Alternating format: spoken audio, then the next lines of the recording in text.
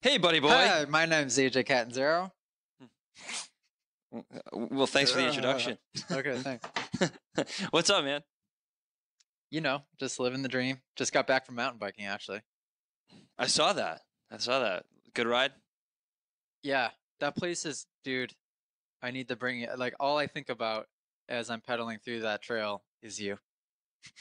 Well, thanks. That's No heartwarming. homo. No, I saw the Instagram post, like the double diamond sign, and I was like, I wanted to send you a message right then and there. I'm like, how double black diamond are we talking about here? For in the middle of a random, like, single track when you're on a cross country bike, like, pretty gnarly. Like, you come up to a drop that's, like, comparable to something that you would see at, Thunder Mountain or Highland, and it's just plopped right in the middle Okay. of the trail. All right. Okay. I'm with it. I'm My with it. only complaint is all the big drops they have don't really have steep enough landings. So especially being on the bike that I'm on now, it hurts. But it's just so Yeah, well that's built, and everywhere you are, there's a wooden feature or like a little skinny like you can go across or optional lines, and it's just kept well kept. They don't let you ride it in the rain, so it doesn't get rutted up or destroyed. That's sick, man. Like there's one thing we're lacking here in Connecticut. It's just like a good, solid network of trails. I'm gonna come back to this. I want to welcome everybody back to the Behind the Gate podcast. Thanks for coming back, tuning in. It's been a couple weeks. Our schedules have just been like off the wall. So sorry for the lag time. Me and AJ have come up with a plan to when the season really starts to gear up, which I think we're officially calling the beginning of our next season, basically straight rhythm and on, right? Yep. So you have straight rhythm, Monster Energy, Cup, and then we're going to have just basically weekly flows like we used to. So we have that plan. We're sorry for kind of delaying here. This summer's just been absolutely crazy for us both. You've been all over the world. I don't know how you're not like constantly jet lagged. And I'm just I shitty, am. and I have a kid, and don't do that. and no, but thanks everybody for coming back. Why don't we circle back where we just were? Because I want to talk mountain biking. And you were at where were you? Tell everybody where you were, just for reference. It's called Fountainhead Regional Park. I think it's in Fairfax, Virginia. It's the best single track I've ever ridden, and I'm sure The there's stuff best that's single better than track it you've ever ridden. by far. But then Wow. again, like I haven't But really you've never been ridden. up to Kingdom Trails or No, I would say Kingdom Trails. I've heard amazing things about it. Or if you're out west and you're over towards like Whistler or that area, I'm sure. Um, it's amazing. The reason I don't mountain bike often is because road biking is so darn convenient. All I have to do is hop on my bike, ride out my door, and when I'm done, I just put it back. you're Where preaching to I'm, the choir, man. yeah, That's I'm it. just crazy about keeping my. Actually, I made a pact with myself for this week. I'm not washing my bike, and Oh, I'm just riding it every day this week. Because see the that problem is, I end up washing it for 45 minutes when I get done, and I'm sure it's not great took for me the 2 bike. hours the last time I did it. Jen thought I was insane. Any normal every person would time think I was insane.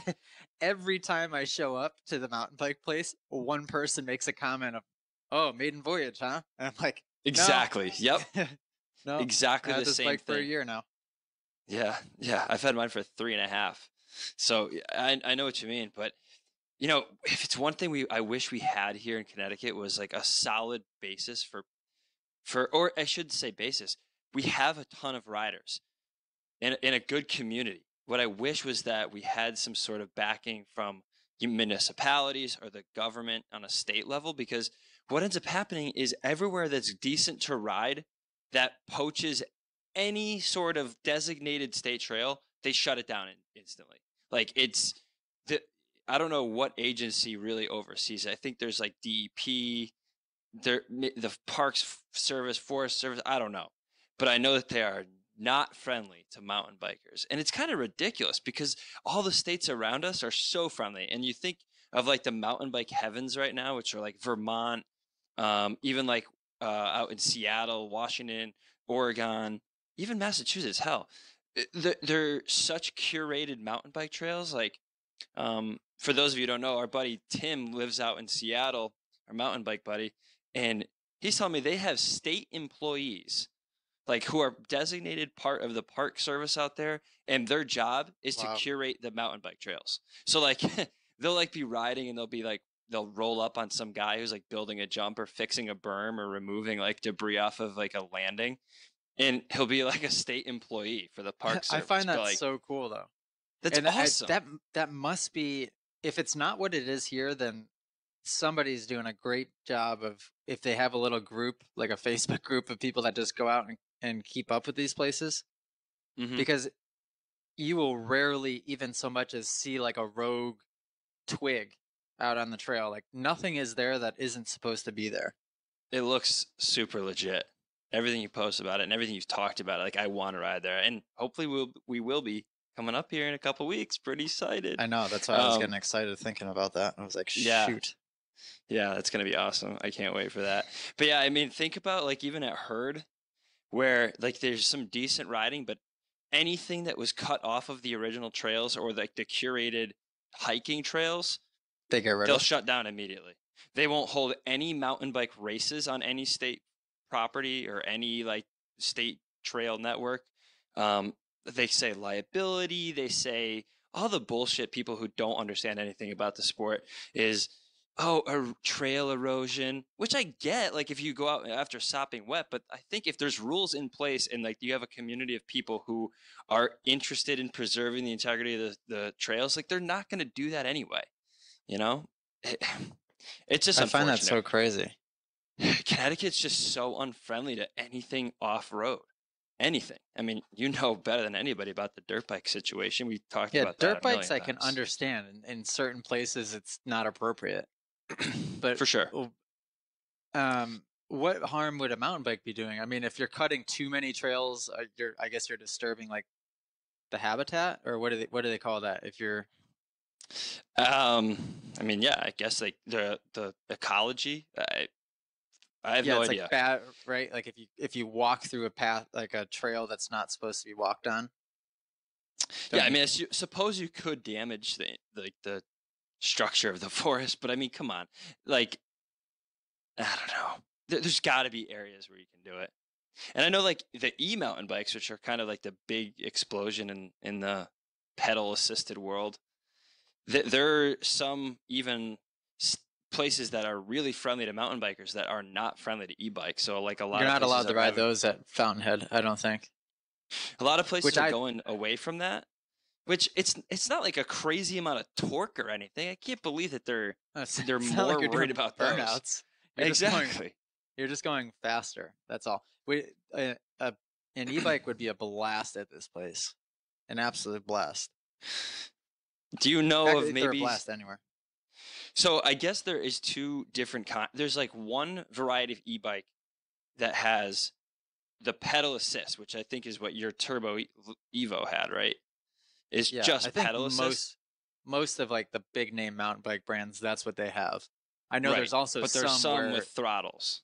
yeah, And I think that's what they're worried about. But I mean, even so, I mean, dude, you're talking about a tire that's like 2.4 inches wide. It's not like this huge, like Maxxis dirt bike tire, you know? and you can tell Whatever. on Strava who was definitely on Oh, yeah. an e-bike. I Oh, was just yeah. looking through it today after my ride, and it sucks because I kind of like, I'll star segments, ones that I know are within the realm of possibility for me to get a KOM. And then there's some where the guy is just 2.5 minutes faster than the next person. You're like, okay, like, Yeah, not possible. I like the ones where you'll go, I'll see, there's one at Rockland in particular around here, is like I don't know if it was KOM or I was definitely top 10. I don't remember where I was. But I remember it was like the dead of winter, snow everywhere. And I must have been KOM, yeah, because I got a notification that I lost the KOM. And it was like probably 3 inches of snow throughout the whole trails. And it was like 18 so degrees how out. I'm was like, that done? interesting. On an Yeah, I don't e-bike, know. obviously. But even then, in the snow, huh? Yeah. So there's ways So you could tell. what's new with you? Because I'm looking through my notes here. I have about 15 different stories that I want to tell you. Well, it's kind of weird because we saw each other and we had planned on doing a podcast like that weekend you were home or right after. So I don't remember what we talked about, what we said we were going to talk about. But I mean, since then, I mean, that bike ride was fun, man. Me and AJ did that 50-mile loop with a couple pretty decent guys that, even though they weren't as well versed in the group riding mechanic, to say the least. Oh my gosh, which really, for anyone that doesn't know road biking, when you're in even a small group like we were, what would be a 5 total, or was it 4? Yeah, it was 5 total. When there's a handful of guys and just 5 guys that don't know how to, like, the proper, I don't know, etiquette, is it, of a group ride? Etiquette, strategy, technique. Yeah. Strategy. So basically, any group ride that I've done with experienced riders, you get into almost like an Indian sprint, even though it's not necessarily a sprint, but you'll lead for as long as you're comfortable, usually 30 seconds to a few minutes, and then you'll go to the left and you'll fade all the way back to the rear. Or if you're really, really strong, there are some people that maybe hop back in halfway and then follow the group back up from the halfway. But it's basically just a rotation. And what these guys were doing, I don't think they were meaning to do so, but when they would get in front, which was rarely ever, it seemed, but they would go in front and then pull crazy, crazy hard. And you just knew, being right behind them, that like they're just blowing themselves out right now. And then as soon as we would go by them, next thing you know, we're dropping them, and it's just causing this. It was a really chaos. weird rotation. And I know I know people listening out there who don't road bike and who think anybody riding a bicycle in spandex on the road is a complete tool and loser. I totally get that, because AJ and I were both there at one point. But like AJ said, like, circling this back around, it's so convenient to get on your bike, leave out of your front door, go on a ride, get your workout in, come back and park it. And you don't have to mobile your gear and throw it on the truck and get to the trails, get all dirty, and then get back in the car and then come back and clean your bike. The mountain biking is the thing that's closest to my heart these days, but damn it, it's such a pain in the ass. Even when I ride my mountain bike from my house to the trails, which is 5 miles exactly there and 5 miles exactly back, it's just a pain. It's like there's if just we didn't more care to so do. much about our bikes, it would not be a big deal at all. But the problem is, you're exactly how I am, and most mountain bike people aren't like that. They kind of just leave their bikes dirty and will ride them forever. Mm-hmm. I have to get that thing sparkling clean after each time I ride it, and it just becomes this whole process. It does. With the road bike, I just lube the chain once a year. If that. once an ownership. So we found ourselves to be kind of roadies by default. Mm-hmm. So it's just it's a nuance. It's like anybody could just go out and ride a bike. Yeah, we get it. You don't necessarily need to ride with a bunch of people. I get that too. But it's a lot more fun when you ride with a group who knows what they're doing, because you go a lot faster. And you could be a lot faster in places where you're not usually fast, on the flats in particular, because like the aerodynamics, like once you get as geeked out as AJ and I have, like in the road biking realm, and start realizing what causes drag, what reduces it, how to eliminate some of like that resistance, it becomes like this crazy weird obsession type deal.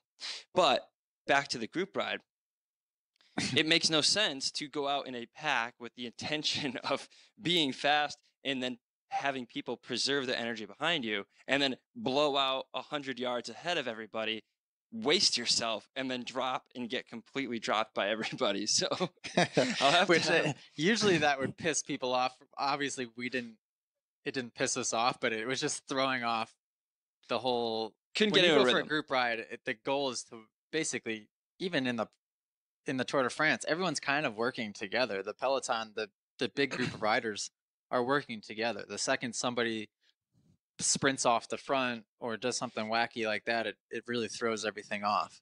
Because it's amazing when you get into road biking, even if there's just one other, if it's you and one other person being on their wheel and getting their draft, it's amazing how much easier it is to ride. So just think of when you have 4, 5, 6, 20, 30 people, and you're right there in the center of that draft. Almost sometimes you barely even have to pedal. You kind of just get tugged along. And the other cool part about riding in a group is not only can you hit stuff faster, but you can go farther because you're using less energy to do it. So like this ride in particular, we were planning on doing at least 50 miles. The loop was think exactly 50 that we had drawn out. And 50 miles, it's no picnic. I mean, even when you're pretty in shape, it's still a good amount of time on the bike. You're still exerting yourself. So like when we go out and intend on kind of doing it at a decent pace, and then we're kind of the rhythm is all thrown off. It was super weird, but We still had a decent pace. I think I averaged, yours Oh, hell GPS yeah. read a little different, but mine was 21.1. It's pretty good. I was 20.9. Yours were 21. No idea. Oh, because you paused yours at one point during the slow little section by the shore. Yeah, so I don't treater. screw up my average. I always do that. Yeah. So I mean, put that in perspective, people. We're riding our bicycles at 21 miles an hour for 50 miles. It's pretty legit. And a good amount of elevation there too. Yeah, that was a really fun ride though. Yeah, super fun.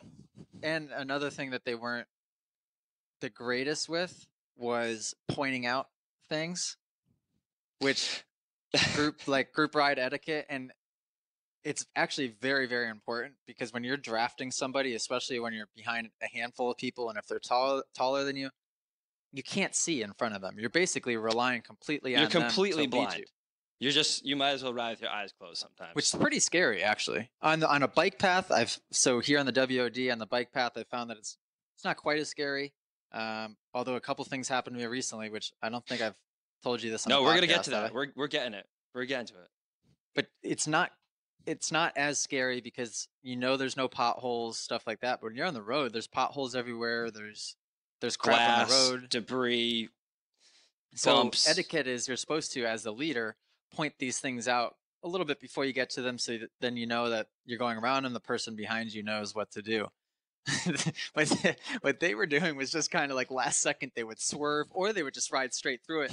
So then us being behind them, like, you can't react until you're just in the shit, and then you're just like, son of a gun. Yeah. Hey guys, if you're listening, Ryan and John, we appreciate your invite. I don't mean to bash on it too hard. It was super fun. We want to do it again.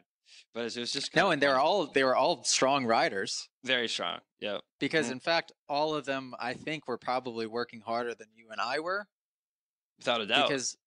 Because their pulls on the front were harder than, I know for sure, harder than mine were. Mine are just normal pulls, and then I try to get back in the group, maintain my energy. I try to basically be as flat, like consistent and flat the whole time, and not have these crazy, crazy spikes. Because it's almost like you have so many matches, so to speak, to burn before you just have nothing left. Yep. Well, people are definitely getting bored of this conversation. 100% bored. So just when we were riding, you had told me about the story.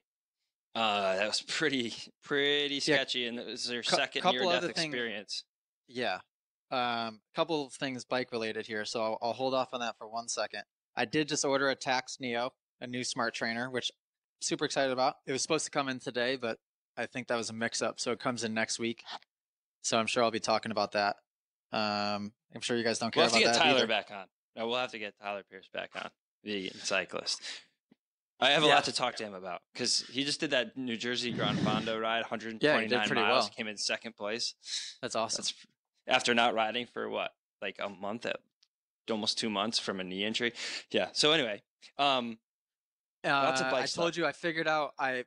So the other week I sprayed what I thought was my normal bike wash on my $3,500 carbon wheels on my bicycle. Yeah. And it stained. It ruined them basically. And I couldn't figure out why. I'm like, well, I've washed my bike with this stuff a million times. Couldn't figure out why. You told me to use Magic Eraser to get it out. It did kind of work. Got them as good as I could. Yesterday, did Allie put bleach in the bottle or something? No, so yesterday I'm down there and I smell the bottle and I'm like, this isn't right. Simultaneously, I'm looking around everywhere for this highly potent degreaser that I bought specifically to use just on my chain ring and my chain. Was it Chain Bright or like the citrus stuff? I don't know. It was like, it's like flow yellow. This stuff is potent and it smells crazy. Okay. And I'm like, what? I can't find this bottle. I couldn't for the life of me. I was looking in my storage unit. I'm looking everywhere. And finally I come to the realization that bottle had cracked. So I put all of that into my other bike wash bottle. What a dummy. totally forgot. So I sprayed my whole. Luckily, it didn't ruin the entire bike. Jesus, dude. Yeah, that solvent stuff can really eat like a ton of that. Yeah, like for Like example, I used it the finish. last night. Exactly, and that's I think exactly what it did. Is it probably took the clear coat on the carbon right off. Is my guess. I'm a little worried that you didn't notice the smell of it when you were spraying it. How the hell did you not figure that one out? Dude, 50% of the time I'm just not even here. Gotcha. I don't know where I go sometimes. But so last night I used that spray once I realized what it was to clean a cassette that I had hanging around that I'm going to put on the new trainer. A cassette, for everyone wondering, is the collection of the rear sprockets, gears. The rear gears. Yeah. This thing was gunked up, nasty. I sprayed this on and the stuff just basically flew right off. Worked amazing where you needed to use it, but definitely don't use it on anything with the clear coat. Lesson learned. Lesson learned. Label it when you switch bottles. Label it. Anywho, last bicycle thing. I think I told you the story off air. Basically, yeah. I almost died. The lady. No, hold on. When you say you almost died, I want people to understand before that you go any further with the story that this could have literally been the death of you if it played out a little differently. Like, this is no shit. So go on. The other person could have died for all I know. I don't know. Okay, well, let's talk about it. Okay, so I'm on the WOD, which is the 100 and something mile bike path that's essentially connected to my apartment. What does WOD stand for? Washington and Old Dominion. It was like the old railroad, I think. Okay. So I'm chugging along on my road bike, pretty good pace. I'm on like a decently hard ride. There's somebody that kind of comes onto the trail way up ahead. Like I can see them, but they're probably a half mile up, riding same direction as me. I could tell that they're riding good because it's just taking me a while to catch them. Once I catch them, they kind of do like a double take look back. And then for some reason, this guy just like stepped it up a notch and didn't want me to go around. So now he starts riding really hard. So I just go, okay, well, this is a good opportunity for me to just go fast but rest. So I'll just draft this guy. So I hop in behind him. Now, usually I don't draft people hardcore on the WD because I don't know who they are and you don't know what type of skill level they are. But for the most part, you're on a bike path, so it's safe. So I'm drafting this guy. We're going like 22 miles an hour. We get to this, we're approaching this intersection, and I can't really see in front of him. Every once in a while, you kind of look to the side just to glance around them and just make sure all is clear, and then you hop in back behind them. I can see up ahead at the intersection, there's two bikes that have stopped, and now they're taking back off. There's cars that are waiting for them. So basically, we're just going to time the intersection so that we don't have to stop as well.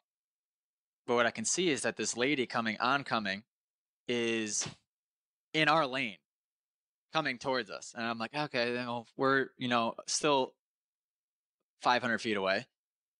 Then she goes back into the other lane, like her normal lane. And then she goes back in. And at this point, I'm like starting to like, should I get on the brakes? I'm like, no, I should figure it out because she's probably just starting to pedal. And then she gets back in her lane. All seems good. We drop into the intersection. She's just about to exit the intersection, and she just takes a hardcore left right into our lane. Turn left now. Goes head on with. So basically, she went left and then quickly tried to go right. The guy right in front of me went hard left, so they just hit each other harder than I've ever seen. She was probably going, 6 to 8 miles an hour. We were going 22, 23. And I'm drafting this guy, so I'm skimming his back tire. I have nowhere to go. They collide. I hit him. Front flip over the both of them, but I do like a front handspring, so I'm clipped in, so I'm still connected to my bike. So picture this. Still connected to your bike. Doing a front handspring. So I don't want to land on my helmet because I have a brand new nice helmet. So I like handspring myself, and then I land with both wheels kind of on the ground, but like on my hip. So I do essentially do a full front flip handspring, land on my hip, still clipped in, never came unclipped. And I'm fine. Bike is totally fine. I don't know how. I mean, I kind of hurt my wrist, but I was fine. I turn around. This lady's husband, who is riding, 100 feet in front of her, turns around, yelling, what the F, like screaming. And now I'm pissed. Like instantly a flick, like the switch flicks, the switch Switch flips. flips. Yep. Because you think he's mad at you for being in the wrong, but you're Like it not. was So our you're fault. Yeah. pissed. But then he quickly realizes that, like, just based on where the pileup took place, that it was in our lane. So then he instantly just goes to worrying about her, and she's knocked out. So she's just laying there out. Her eyes are open, but she's out. The other dude Like that hit really her out, right? Really, really out out. cold, out cold, eyes are open, rolled back in her head. She's out. Guy that hit her is bleeding everywhere, but he's fine. At this point, everyone in the situation other than me has you clearly never seen anybody get hurt. Everybody's in a full panic. And I probably just looked like a D-bag because I'm just kind of sitting there like, it's like totally unfazed. I mean, I was mind blown that I just crashed that hard on a road bike, but the whole situation, I was not too worried about it. I'm like, she'll be fine. I'm not telling this to the husband, but I'm telling it to the guy that hit her. I go, dude, it wasn't your fault. I couldn't have avoided that. That was unavoidable. She'll be fine. She wakes up, and now she's not talking. Now she's just grabbing her throat. Now I get a little concerned. No, yo, she was out for how long? Did you tell me? Like 8 minutes, 6 minutes? Call it 5 minutes at least. It was a good amount of time, but it's hard to say because when she woke up, she didn't move. I'm talking, she didn't move a muscle. And then when she did finally move, all she did was move her arm. She moved her hand to her throat and was signaling like the choking. Now I'm like, is she choking? And then she starts choking, doing the choking signal, and then pointing at something.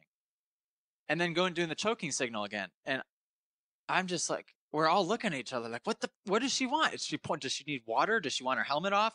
Like, we couldn't figure out what the heck this lady wanted. At this point now, I'm just like, all right, now she's just being dramatic. Because that went on for a little bit. Realized she wasn't choking. I'm just like, just take her helmet off in case the thing's bothering her. Obviously, don't move her neck, or don't take her helmet off, sorry. Just unclamp her thing, like in case it is rubbing her neck and bothering her. So they call 911. There's 6 or 7 cars one direction, 6 or 7 the other. They've all gotten out. They're all surrounding this huge scene. An ambulance comes, a fire truck came, a couple police cars. It's just like, holy cow, it was this giant ordeal. That's crazy. And then, I kid you not, a week after that, I was on the road bike going down actually a pretty steep hill on the bike path. And I can see up ahead there's a fire truck. And so I slow down, and there's another person getting put on a stretcher. That was on, and then the road bike is all mangled up in the grass. I'm like, geez, just lots of carnage on the bike path lately. Wow. Yeah. Yeah, dude. That's I never that's thought a that real I would sketchy fall on my situation. road bike. And it was. I'll tell you what, dude. The road bike sketches me out more than any two-wheeled vehicle I've been on. It's so weird. Like, even when I was on my dirt bike, at any time I never felt as vulnerable as I do on that freaking road bike. And it just seems so fragile. It's just not much under you. It's that, right? So you have like really limited like rebound potential. Like if you hit the smallest thing the wrong way, it's game over. Luckily, like guys like me and you, we have the bike skill to get out of a lot of stuff. But there was a group ride here where somebody, I think it was, I don't remember, it was pedal power, whatever it was. He was like we were coming down a downhill section, and he's basically in the middle of the traffic lane, like not off the shoulder. We were going downhill very fast, like over 35 miles an hour or whatever. And there wasn't any cars around. But he like sees a crack in the road or something in the road. And like he tries, like he's obviously pretty new to cycling, even though he's in shape. Doesn't necessarily mean you have any bike skills. So I don't remember, he tried to maneuver around it at 35 miles an hour, as opposed to doing what you and I would do, is either like bunny hop it or just kind of like get your weight off your front wheel and ride it out. Like he tried to steer around it at 35 on a road bike and just freaking instantly speed wobble over the bars, broken collarbone. Oh, like, no way. Dude, yep. I'm sure you could picture it happening, like trying to like really adjust fast with those road bars. Like, oh my God. So and I've crashed the road bike at that crit race last year, if you remember. It's Oh, no right, right. fun, man. Yeah. That's no fun. And Yeah, it's it almost the sucks. same way. That wasn't a race, but nowhere to go. Like there's absolutely nowhere to go. And it's not like braking even on mountain bikes where you have like a little bit of control with your levers like you do on a dirt bike. It's like they don't really stop that well to begin with, No. unless you have like disc brakes. But also they're just not maneuverable because like the position is weird. Like the handlebars aren't really made to be like flicked around. And yeah, somebody went down in front of me. There's nowhere for me to go except for directly into their down bikes. Over the bars, same thing. Except I landed on their bikes and I skidded on their bikes to safety. But that Like, was wild. But yeah, dude, that's scary, man. I'm glad you're okay because that really, I mean, obviously the yeah, injury list 20 that you miles could an have hour gotten. doesn't sound like much, but it feels fast, and especially colliding with somebody head on at that speed, kind of gnarly. That's you remember that my story about I collided with actually Coulter's dad, Coulter Ailey's dad. Um, What? yeah, him and I collided head on dirt bikes. I told you that story What? before, right? I mean, I've never heard it. So we're at one of like the only legal places to ride dirt bikes in Connecticut, and they were all about that. Him and his dad used to be like the vice president of the company I used to work for, and so I used to go with them riding every once in a while. They would go up to Thomas and Dam. They would ride up there, and I went over to it was my first time there. Actually, I remember it now. It was my very first time there, so I had absolutely no idea what I was doing, and there was a hill climb that they kept talking about, like from the second that we got there, like, oh, you guys are gonna try the hill climb today? You're gonna try the hill Oh, climb? you You have remember told me this this? story. Yeah, yeah. Yeah. So, me being me, like in riding at the level I rode at, I'm expecting this thing to be like, a freaking hill climb, and at the end of the day, everybody kind of like amped themselves up to it, and they finally like rode over to where it was. And I look at it, I'm like, okay, what the fuck, guys? Are you serious? It was so infantile. But anyway, so everyone's like hyping themselves up. So I just like rip it. Obviously first go right up, no issue. Like guys, it wasn't hard at all. I'm not And then didn't stoking you my own turn fire here. around and come back down it or something Yeah, like that? so I had no idea that everything in there was like completely directional.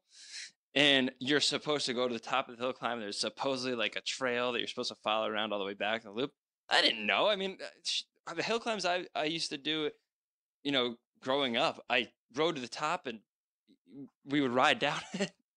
Or it would be a very obvious, like, you go somewhere. But supposedly there was this turnaround that I didn't know about, that I didn't see. So I'm going down as this guy is full gas riding up it.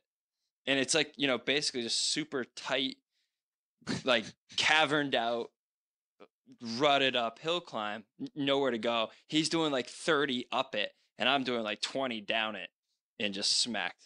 Just straight, the front of our bikes And just melted together. Luckily, did anyone get hurt? no, I got knocked out. Helmet blew Oh, you up. did? Mm-hmm. He did too, and broke his wrist. Luckily, like I have no idea how. I think we just kind of like we favored like we if I remember this right, I think we each went off to the left a little bit of each other, so we kind of glanced as opposed to full on smack dead nut center. Uh-huh. But it was enough to like catapult each other into each other. So like our heads hit. He broke his wrist. And obviously the front of our bikes were destroyed. Yeah, I don't think I've ever had a head-on collision on a dirt bike. The two closest things on a dirt bike that I've had to that, they both came within the same like 3 or 4 day period. So the first one I was at a buddy's house, and from what I remember, I was on an 85, so I don't really remember much from back then, but I think he had a sick track in his backyard. A lot of big blind jumps, like kind of supercrossy style. Him and I were riding together. There's a huge step down, biggest jump on the track. One lap, I come around, I'm hitting the step down, and as soon as I take off, what's going across the landing? Like a landscaping truck pulling a trailer, just Yeah. slowly driving across the landing. And I'm like, Oh well, my God. I'm literally dead. So I land, slam on the brakes, swerve, hit the end of the trailer with my back tire. It swaps me back out the other way. I somehow save it. To one of the like most traumatic experiences I've ever had on a dirt bike. I just remember, and I don't remember much, but I remember that the image of that trailer going across the track like so clearly. I thought I was going to kill myself. And then That's like super. I've heard that story before. That's so wild. 3 or 4 days after that, I was at the Gerard's house. So Steve and Johnny Gerard. Johnny Gerard is actually, have you heard of his name? Yeah. He does the J-Days. He's like the fastest J-Day guy. So I was over at their house. Again, this is years ago. I'm on an 85. They have actually they had a pretty super crossy style track at their house. Coming up over the step up, as soon as I take another blind jump, as soon as I take off, a freaking 3-wheeler's going across the track. Oh, like geez. Same situation from right to left, just going across the track, barely moving. Land right on the back of the thing. I can't remember. I had to have crashed because I clobbered this thing, and I think I landed on the person that was on it too. And I was just like, I don't know back what to it is back with people and 3-day period. landings. So many people don't know what the hell they're doing on any sort of landing. And I can say that from dirt bike track to downhill mountain bike jumps, skiing. Like I love being in terrain park at any mountain, literally any mountain. And it's, if you're not on just the most massive jumps, if you're just riding like intermediate terrain park, there will always be a scenario where there's some asshole that's parked on the knuckle or right in the sweet spot of the jump where you will hit them. I remember specifically. Yeah, people just don't have the wherewithal for some reason. I don't think they. Yeah, I don't know. It's so weird. Like, always see people getting caught on the freaking landing or the knuckle or like roll a jump that should be jumped, and then you cannot see over it. You're. Who was it that got landed on? It was Anderson? Remember that?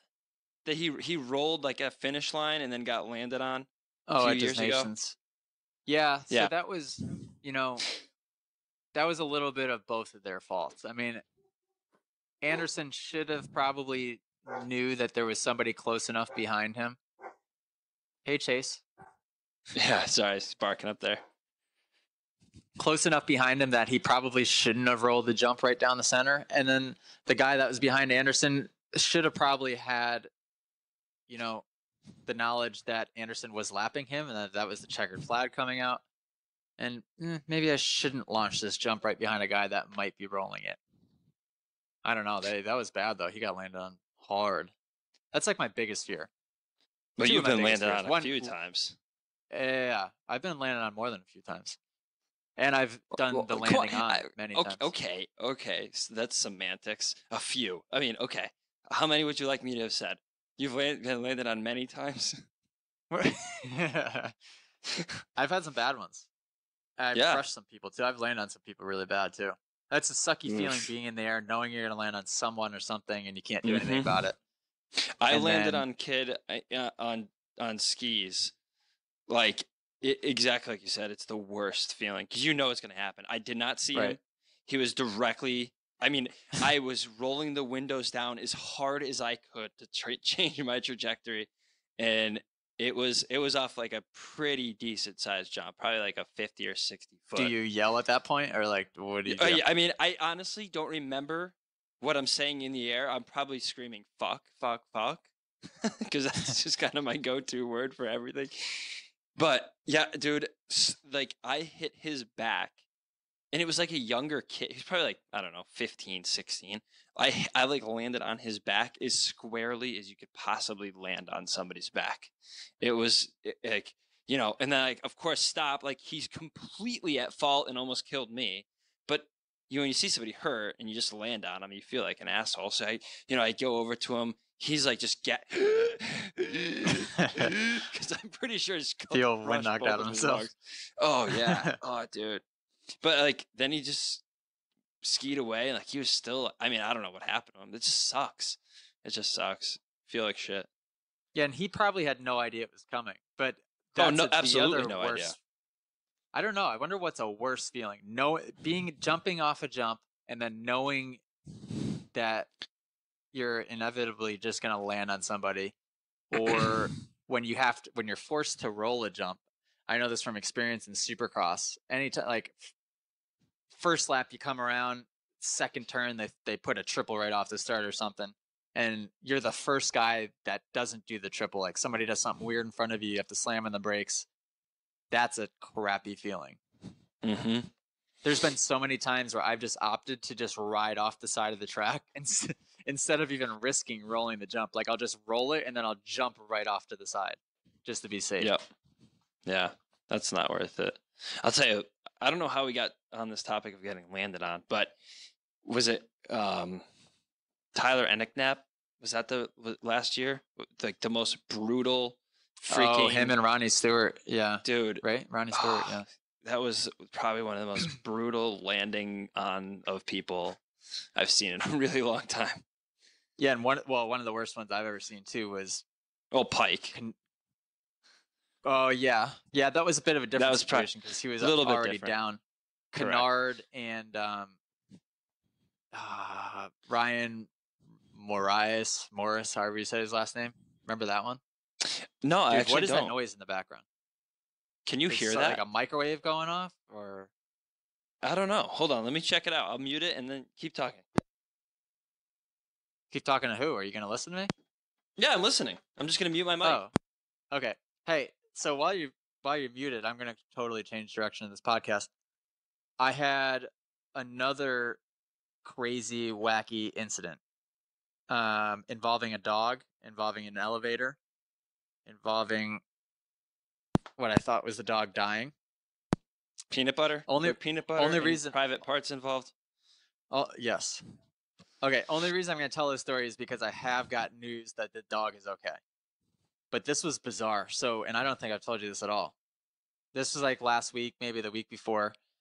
I go to take Bear out right before bed. So it's probably 9 o'clock. We get down to the bottom floor.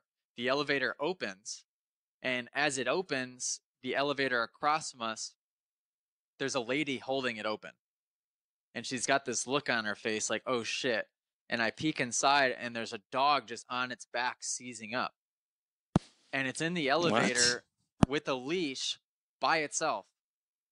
And I'm like, is that your dog? Do you want me to call somebody? What's going on? She's like, no, I just went to go get in the elevator and the dog was just in here seizing up by itself. What? And I was just like, what?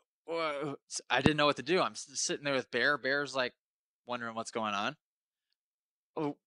Within 20 seconds, some dude runs up the stairs around the corner, like yelling, runs into the elevator and just starts crying, bawling his eyes out, grabs the dog, and then just runs off. And okay, I'm intrigued. What? I look at the lady. She's looking at me. Concierge comes around the corner. We're all looking at each other, and we're like, what just happened? So I had a theory about this for about a week and a half because I didn't hear anything. I couldn't stop thinking about it actually because like my theory was kind of terrible. And like I was just picturing like what I would do if this happened to Bear, and it's like the worst thing ever. My theory was that this guy hit the button for the elevator. It came, the door opened. He for some reason wasn't paying attention but was still holding on to the leash. The dog gets in the elevator shuts. The leash is stuck in the elevator door, and then it chokes the dog out as the elevator goes up.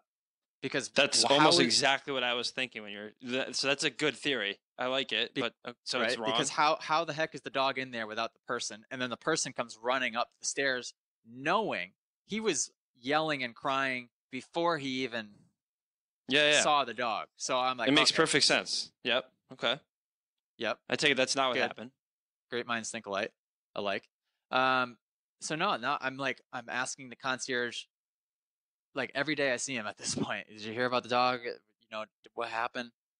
And finally, 4 or 5 days later, he goes, dog is fine. He actually pulls me aside. I forgot to ask him this night. And he goes, hey, just want to let you know, dog's totally fine. They brought him to the vet. And he's okay. He goes, I guess what happened is, he said, I don't know how, but the leash got stuck. or he saw the elevator was starting to shut, and it was too late for him to get in, or to, at that point, I guess I would try to throw the leash in.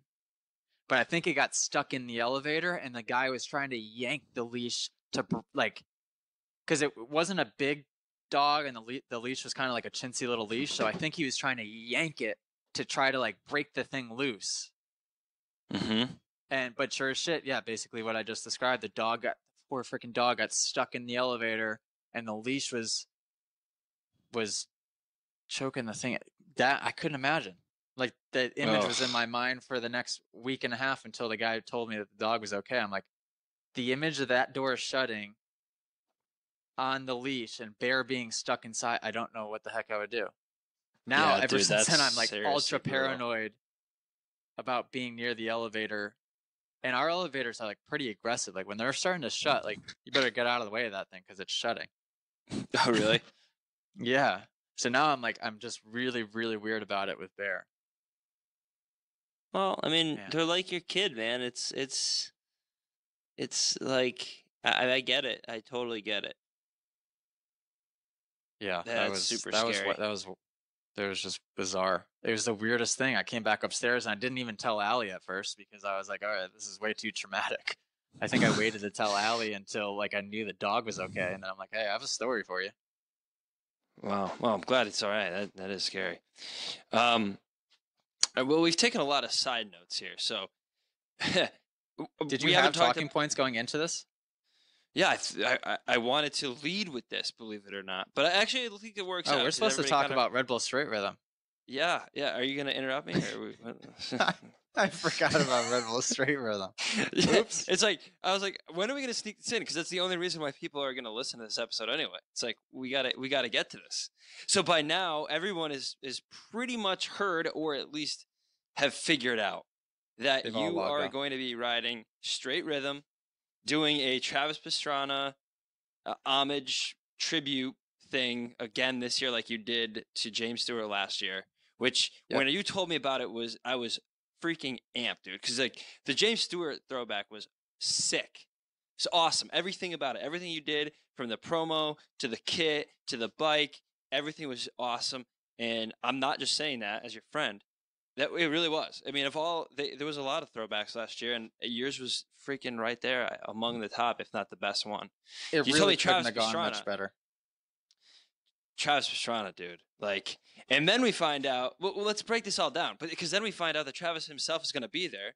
Then I find out that we're going to Travis Pastrana's house, and like I'm like a freaking kid on Christmas. I can't even believe it. So, all right, let's break it down for the people. You were going to be racing as Travis Pastrana, doing a tribute to him.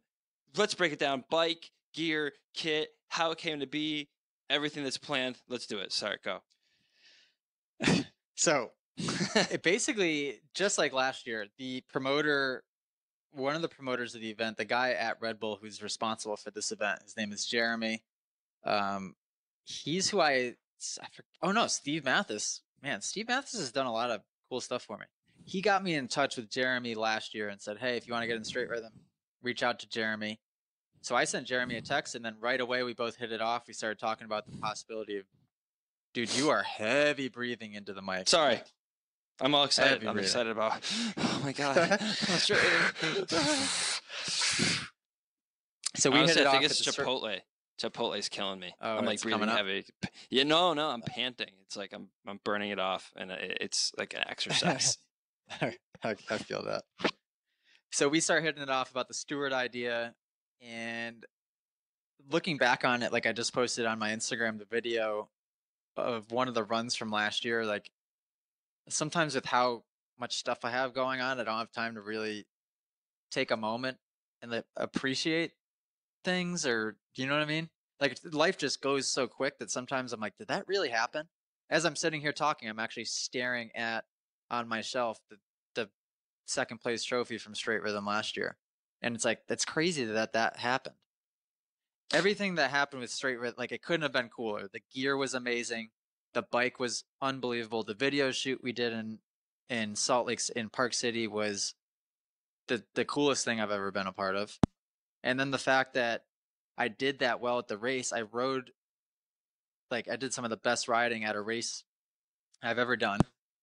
And then I kind of, had the idea in the back of my head of if I did well, I would do a dance move. But then something gets into me, and at the end of the moto, I didn't even plan this out ahead of time. I just bust out a worm, bust out the sprinkler.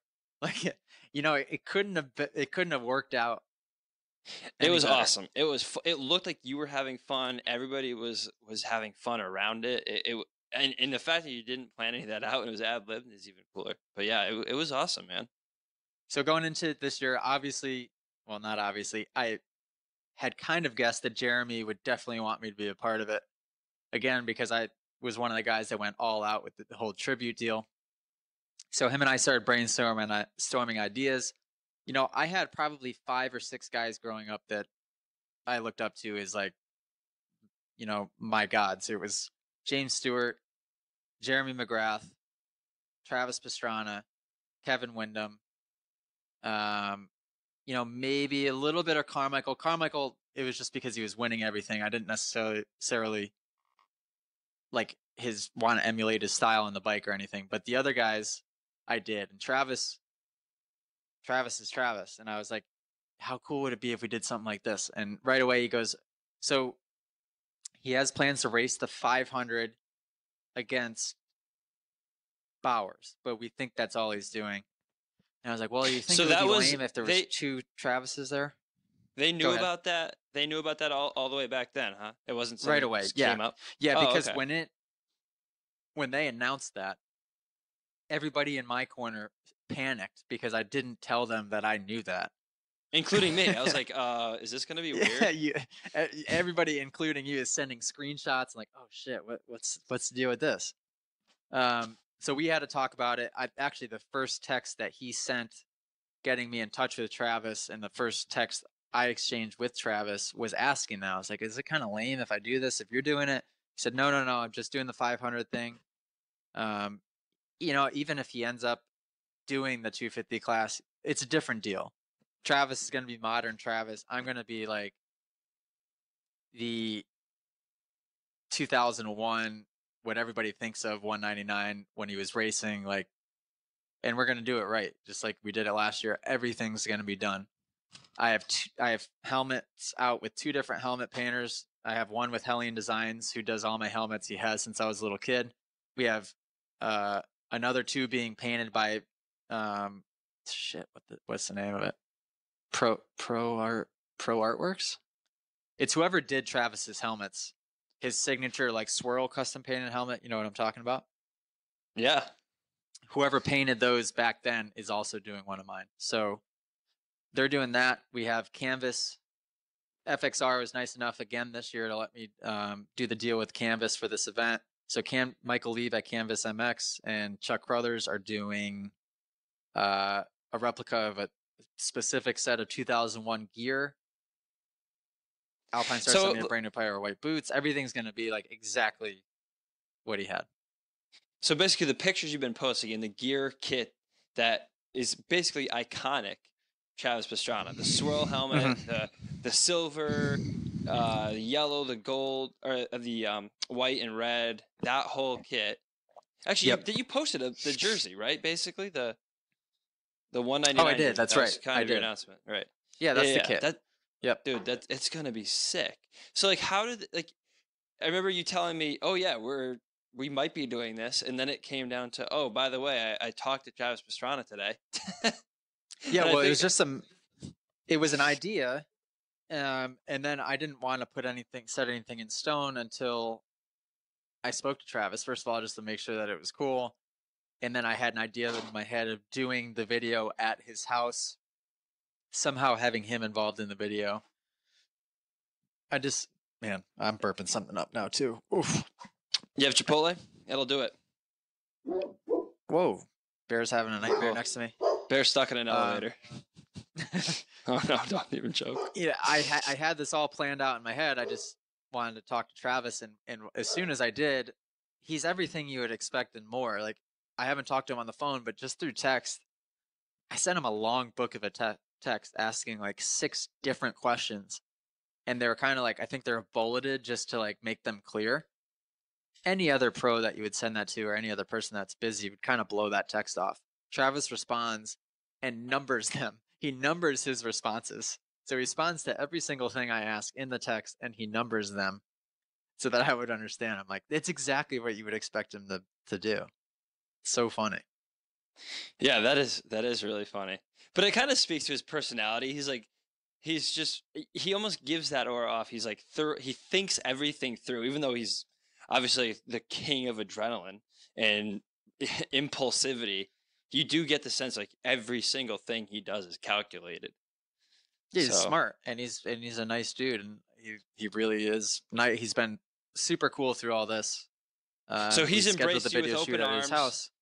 Yeah, I mean, so tell everybody about that because your plan basically is to do a similar promo you did last year for the Bubba Stewart promo, but you're going to be at Pastrana Land in your replica Pastrana gear at his effing house. Yeah, pretty crazy. And he had a straight rhythm track built at his house, which will be good for the video. The only thing that's going to be different with the video is that, and some people may not like this, and yeah, I think you know this, I'm going to be racing a KTM 150. And I Wah, know everyone's wah, like, what? wah. So on the KTM 150, it's still going to be the Travis tribute. My helmet painter, Lee Halliwell, Hellion Designs, is custom painting the plastics to look exactly like a Suzuki. We had the frame and swing arm powder coated. The forks have been coated. Everything is So going to I'm look going to interrupt you because the wheels. I'm going to play the audience for a second, and I'm going to Okay. play what everybody's going to say is you cannot do Travis Pastrana without being on a Suzuki. Like, think of a rider who's more tied to a brand from beginning to end, who bleeds the freaking manufacturer's color more than Travis and Suzuki. There's no one, no one, and Yeah, that yet, is true. so fill us in. Like, why are you doing that? Obviously, you know, I don't even think I've asked you this and put you on the spot about it, but KTM 150 is a far better machine to race straight rhythm on. Dude, I would imagine. I mean, I rode one for the first time ever 3 days ago. The fact, and this takes nothing away from Spencer and the Kawasaki 125 that I rode last year, but the fact that I was competitive on that bike against 150s after ridden this dude, it's not even close. Not even close. And his was decked out. And his was a $30,000 125. Not even close. It's like racing a 250 against a 450. I mean, this is a modern machine. The thing is freaking fast. And this was just I borrowed somebody that had a stock one with 6 or 7 hours, so it was fresh, fairly fresh, but it was stock. We're gonna be on one that's totally ported, polished, exhaust, the whole deal. It's supposed to be, I think, 7 horsepower more than the stock one, so it's gonna be like a safe build, but it's gonna be, dude, it's gonna be good. And I'm gonna have 2 teammates, so to speak. SGB is doing builds with 2 other guys that are gonna be on identical bikes. The fact of the matter is, I would not be competitive if I wasn't on this bike. And the reason it was so cool last year is because I was competitive. It wouldn't have been as cool if I showed up and got 7th place. You know what I mean? Yeah. But you're gonna it. It was the first thing you said. It was the first thing you said to me when we talked offline, like, was it a week ago or whatever? It's gonna happen. I think people just have to understand. Look, at the end of the day, it's a race. You're there to perform in a race, and while the tribute in and of itself is very cool, you gotta kind of weigh. Like, you're clearly gonna receive more benefit in the form of racing and succeeding on a 150 than the Suzuki. Now, what SGB posted, a framed Suzuki though, right? Yes. So what's that? So this is kind of what we've done to satisfy the naysayers. We're building a custom Suzuki 125 that I'm going to ride for the video shoot. So the video shoot, I'm going to be on a Suzuki 125. We kind of thought that was the best way to legitimize it. The video, at least from last year, it got just on my YouTube channel alone 500,000 views, but this video is shared everywhere. So we're hoping it's kind of the same deal this year, and we wanted to do it, on the legit bike, and then show up on race day with that bike probably in the pits, set up on display, and then race the race bike. I think people would be surprised though with how legit that the KTM is gonna look. It's gonna look legit. I don't think it's gonna look like a KTM. No, it's not. It's gonna just look like a very modernized Suzuki. It's gonna have the red Suzuki logo on. I mean, it's gonna. People will see it, and they probably wouldn't have, if you saw it on TV, would have never even known. I mean, outside of maybe just the plastics being a different shape. Or are you running KTM plastics, or are you adapting the Suzuki plastics? No, running KTM plastics. Okay, all right. So, I think, man, I'm excited for this in particular because, not only am I going with you to Travis Pastrana's house, which I hear myself saying that, and I still kind of can't believe it. Like I'm going to be at Travis Pastrana's effing house. But I think so. Last year you had a crazy amount of success with that video, and it did very well, and it was amazingly edited, and it was a really sick video. Super cool spot, like everything about it was cool. Yeah. And it was James Stewart, icon in the sport. So a lot of views on there. Travis Pastrana, as I'm sure you could back me up here, he transcends far beyond motocross. In fact, I would say, like, even though how iconic he is in motocross and his like route is on a dirt bike, I mean, think about the career that guy's had and what he's influenced is in action sports everywhere. Like you put Travis Pastrana in that video title, I don't know, man. Sky's the limit. Yeah, although playing devil's advocate to that, I guess my concern there would be that Travis is, he's kind of everywhere.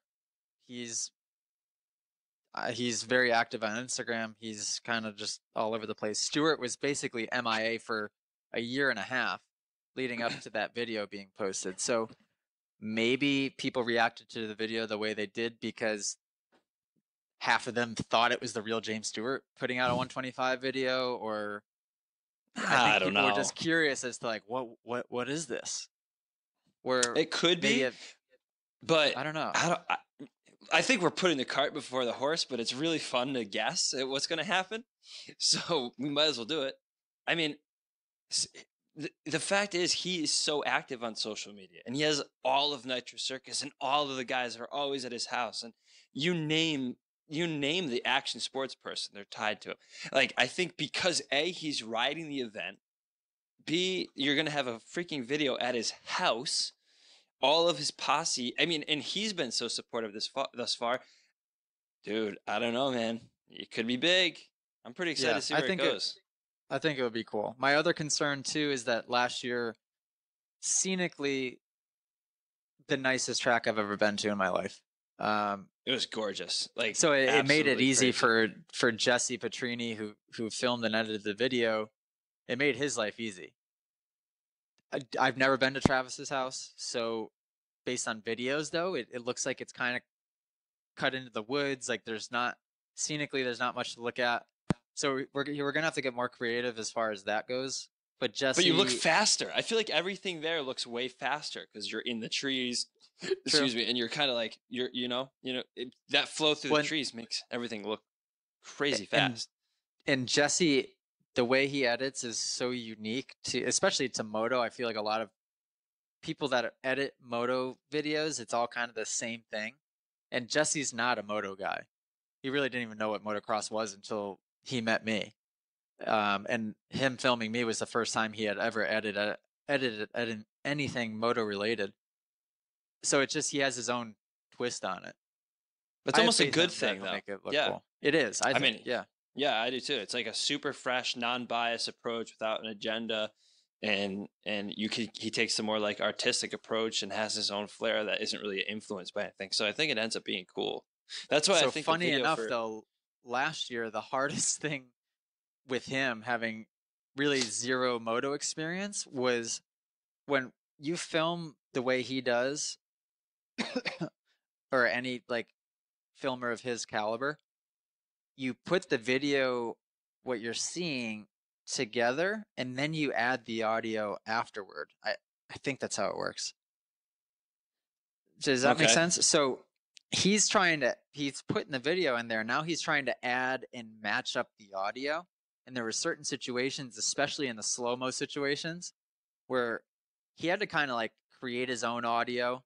Or no, a better example, when he shot a lot of that with the drone, the Right. There's no drone's not sound in the picking drone. the Right. drone's not picking up any audio. So he's creating his own audio.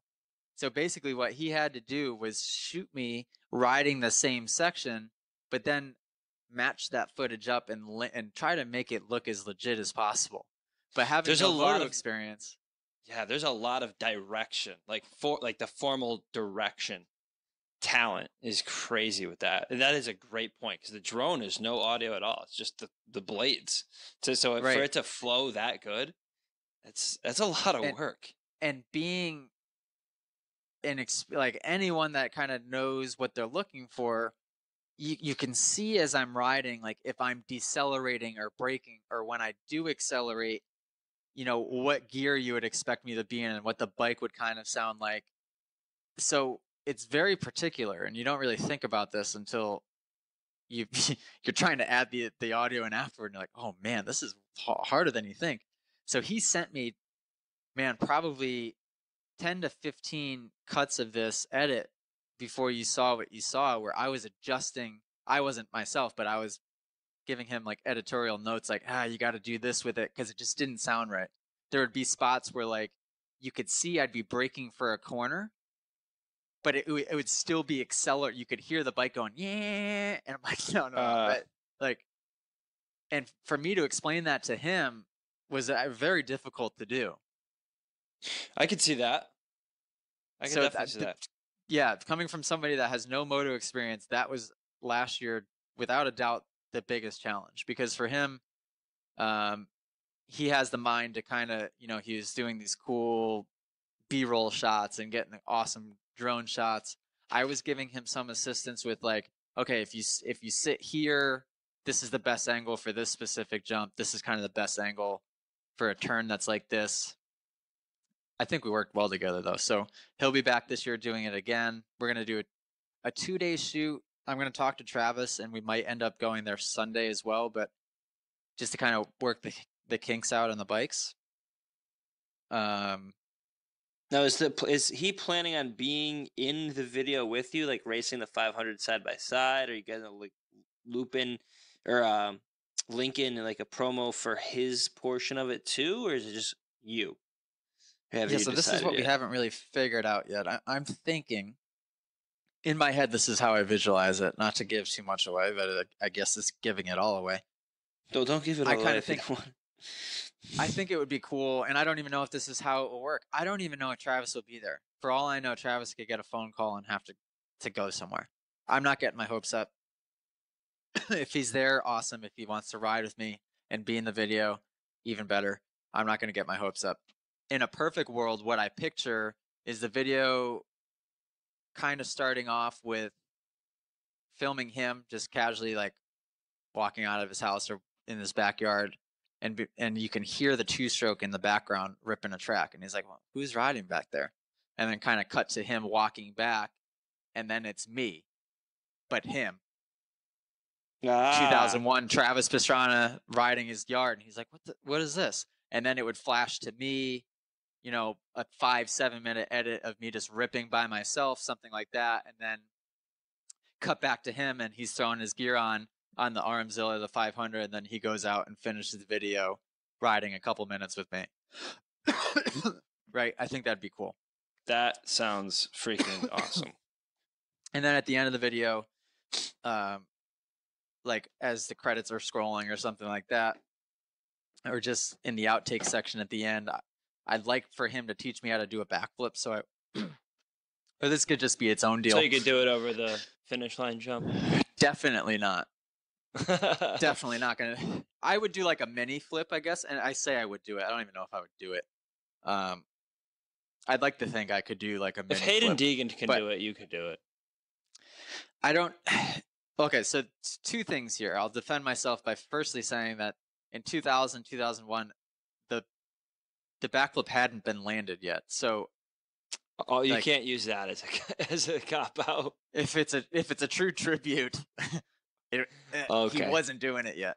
Um, Travis did text me though. The first thing he texted back to me when I told him what I wanted to do.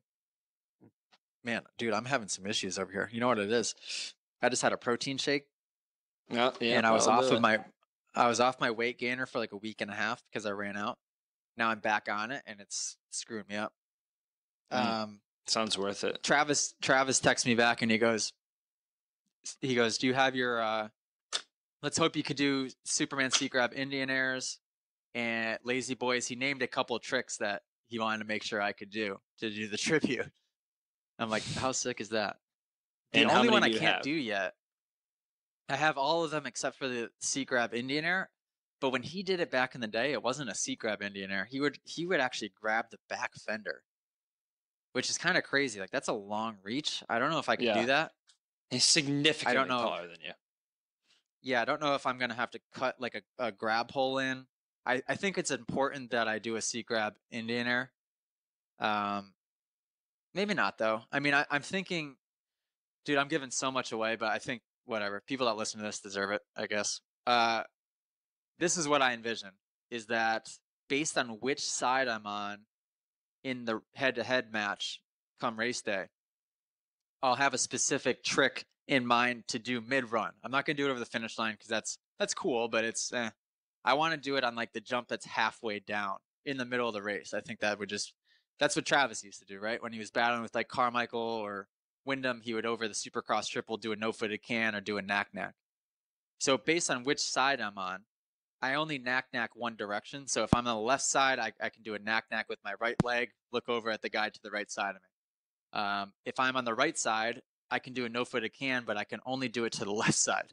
So if I'm on the right, I can do a Interesting. no-footed can, look over at the guy to the left.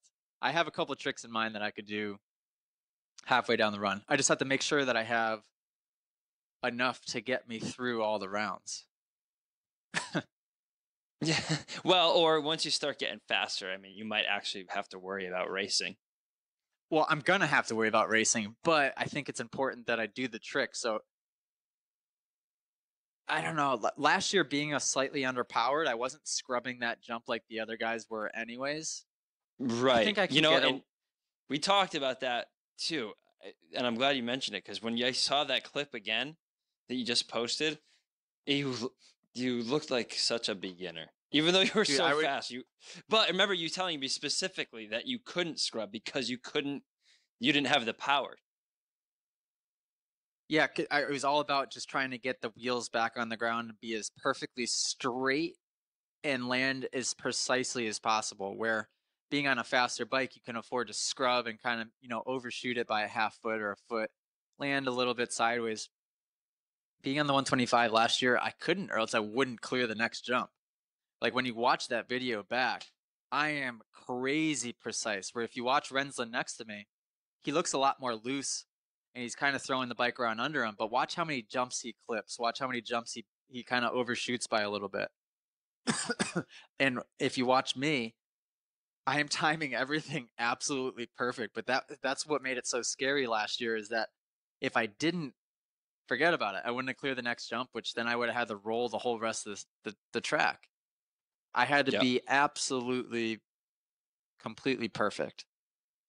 So That's it. I don't know. After riding that 150, I'm proud of myself that I was as competitive as I was. And again, for a KX 125, I think it was bored to a 144, but there's only so much you could do power wise with those things. It was amazing. By far the best Kawasaki 125 turned 144, whatever it was on the planet. But there's only so much you can do. You can't compare that to a modern day KTM 150, which technically the KTM 150s are 144s. They just call them 150s. Did you know this? I actually did not. I figured they would be like 149 or follow that trend. But okay, interesting. Oh, they might be. I've heard from multiple sources that they're 144s. Okay. But I mean, makes dude, sense now that you say it. don't quote me on that. I really don't know anything, so I don't know. The 150 was like never really a thing for me anyway. It's like it wasn't until a little later that they started gaining popularity. Right, and I tell you what, be, before that, I always said that the 350 was one of my favorite bikes I've ever ridden. The 150, I think, is the coolest bike I've ever ridden. It is No so shit. much fun. It's so light and flickable, but it's just enough power to where it's not obnoxious. Where a 125, it's kind of too much work. Like you probably have to shift at Tomahawk MX, my home track. You probably have to shift 100 times a lap. Where on the 150, like you have to shift a lot, but it's just it's more sustainable, I guess. It's probably 40 shifts per lap instead of 100 A because you hundred just get shifts lazy. per lap. I Well, want you think to about it. So actually you come out of a tally it one turn. time. Yeah, yeah. It's just yeah. There's what 3 or 4 every turn basically. So you go from second, third, fourth, fifth, and then you got to go fourth, third, second, and you're doing that every single straightaway. So you figure 3 or 4. I don't know. I could tally it because I know exactly where my shift points are on that track. Um, I'll have to tally it up. I'm curious because if I did that tally on my 450, I could do it in my head right now, and I'll tell you right now. I do four. I do 3 total shifts on my 450 per lap, 3. and that's just in between third and fourth gear. That's it. So I shift fourth gear twice, Cool. and that's it. It's a lazy man's bike. Let's. That's I what I want to like. get into. Let's continue to talk Pastrana. A couple more things about Mhm. that, and then I want to talk to you about what you've been doing with Tyler. Um, Oh, I did at have that in my Tomahawk. notes. Mhm. So, do you see any possibility of the night of the race an exhibition between Travis of new and Travis of old? That's a good question. I think that'd be cool. Um, I mean, he would blow the doors off you on a 500. I'm assuming, unless maybe one race you switch bikes. yeah, Although he or I mean, probably could we wouldn't not. have He to probably couldn't ride a necessarily KTM. we wouldn't have to necessarily race. You know what I mean? We could do an Oh exhibition yeah, yeah. run down together, and I could hit it hard, and he could hit it cruising a little bit, and then we could just go side by side off the jump and do tricks together. I think that'd be sick. Obviously, I That'd think be that would be cool. dope. Yeah. So I I don't mean, know. now that we're Maybe on, for opening ceremonies, they could do that. that'd be cool. But straight rhythm this year is going to be stacked. So I Yeah. mean, so we haven't talked about that at all. So we'll just get into that real quick. I mean, is there a fast guy who isn't riding straight rhythm? It seems like everybody's riding. Cooper Webb's riding it. Ken Rocks is riding it. Cole Seely's coming back from it, I think. Uh huh. Is Zach Osborne? He riding? Is he? He's doing Disnation, so I'm gonna probably say Oh yeah, maybe no. no, maybe no. There's a lot of fast guys riding straight rhythm. Shane Malcrath is Hmm. coming back for it too, right? Yeah, I'm and he's a sure. beast. Um, so yeah, I mean, you're gonna have your work cut out. Well, actually, you're not. No, you're not racing them because you're not racing 250s. But it'll be cool. Like it's gonna be obviously a super competitive night. It's gonna be super fast. To have top household name guys racing it. Yeah, I'm pumped. I mean, selfishly, I want this event to keep going because I think it's something that's perfect for me. And last year, it was single-handedly the biggest uh, night of racing exposure I've ever had, like by a long shot, obviously. So I'd love for this to be something that I could keep doing, and I think obviously bringing in the top name guys in is the way to do it. It's gonna be cool. I think Roxon's gonna be super good at it. Webb, obviously a guy that just doesn't like to lose no matter what he's doing. Knowing Travis, he'll probably end up racing the 250 class on the 500, which could be interesting, depending on the track layout. I think that if there's a really long set of gnarly whoops, Travis could be a factor because he's not afraid to just absolutely pin it through him. The tracks have Right. changed a lot over the past few years, though, so I'm interested to see. Last couple of years, it's been very supercrossy and kind of tight, not allowing you to jump anything too crazy long or get going too crazy fast. I don't know. We shall see. I just got the email from the promoters today. Had to sign a couple things, but they sent the schedule. So we have a Friday practice. It's listed as a 2-hour practice session. So that's the Hmm. first time really that we'll see the track. But that's another cool thing about this event is that you get a ton of track time. It's not like Supercross where you have 8 minutes to learn the track and then basically you're just thrown to the wolves. We're gonna have 2 full hours, I think, on the track on Friday before the event even begins. And then on Saturday, we also have a 30-minute, basically like almost jam session format where they just let us rotate through, get as many passes as we can in the 30 minutes. Nice. Is there a place where you could find the full roster of everybody? Because is Villapoto riding it? I thought Villapoto was riding. I want to find. I'm looking quick. Oh, athletes. Let's Yeah, see. there's not. There's Nope, no it's not. roster yet. I mean, in that email, they would have listed it if there were. They'd list how Yeah. many in each class there could be. I think in the 125 class they cap it at 10 or 12, and in the 250 I think they cap it at 20. And it's invite Gotcha. only. I mean, obviously, if you're a big name dude, you can get in if you want. Um, but there's Uh, obviously with it being bracket racing, they have to be strict with the number of people that do it. right. Right. Exactly. And let's hope this year they show the 125 class on TV.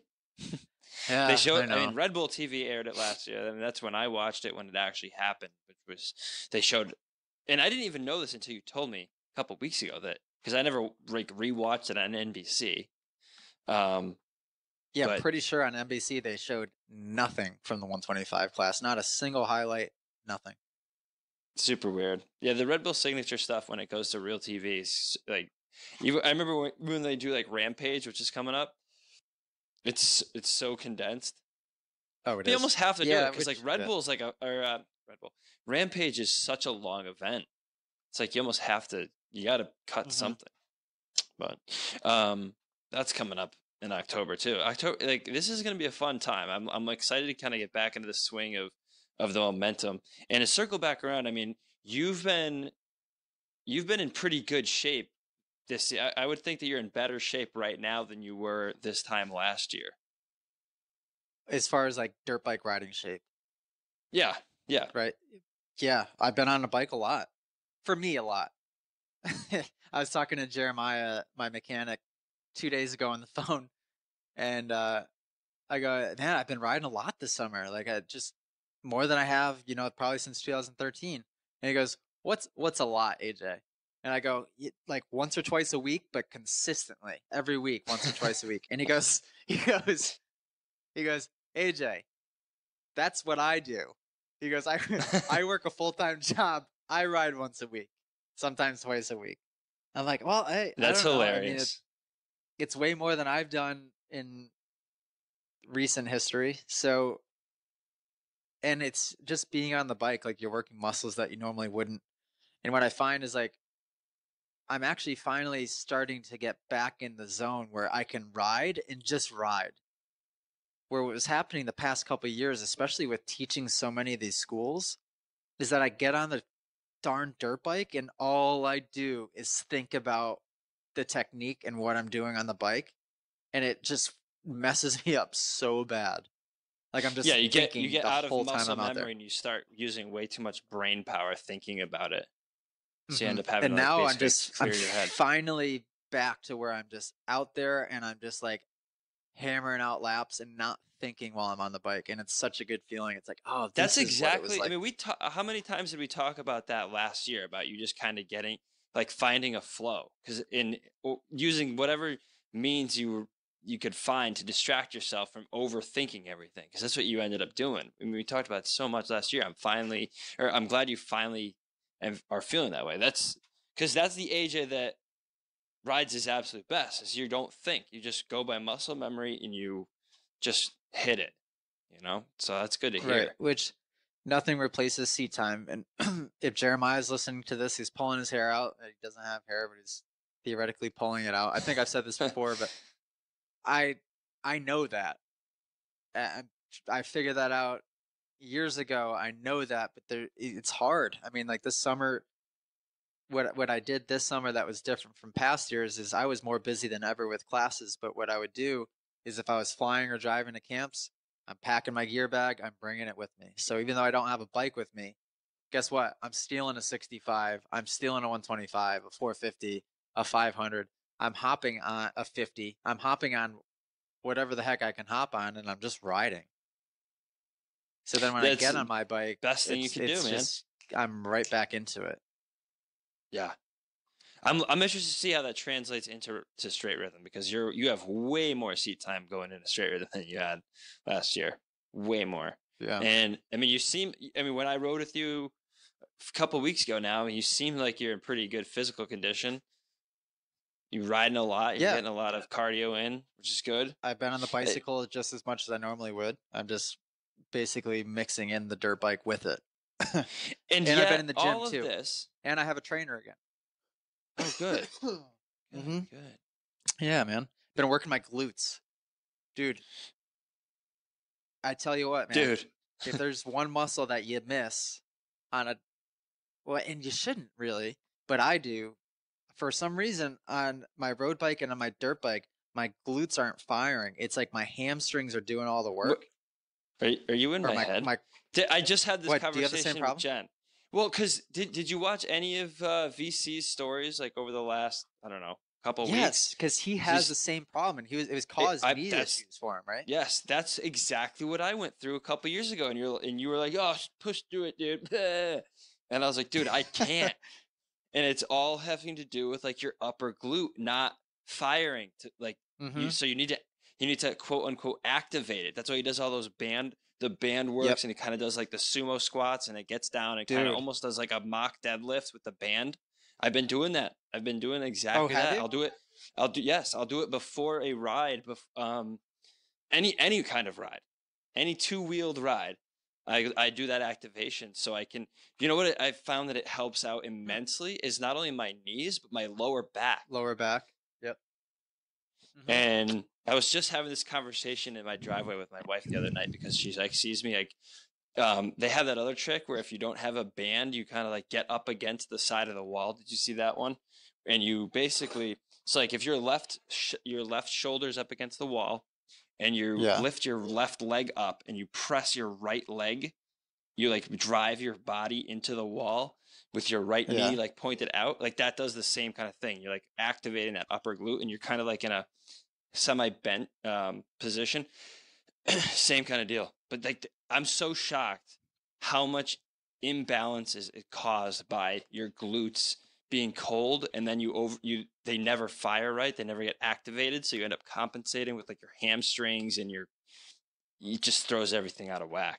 I don't know how at 26 years old I'm just figuring this out, but to anyone listening, I don't know if anyone listening is that big into fitness or if they ride that frequently, but being on the dirt bike and being on the road bike or mountain bike, and really that's all I do.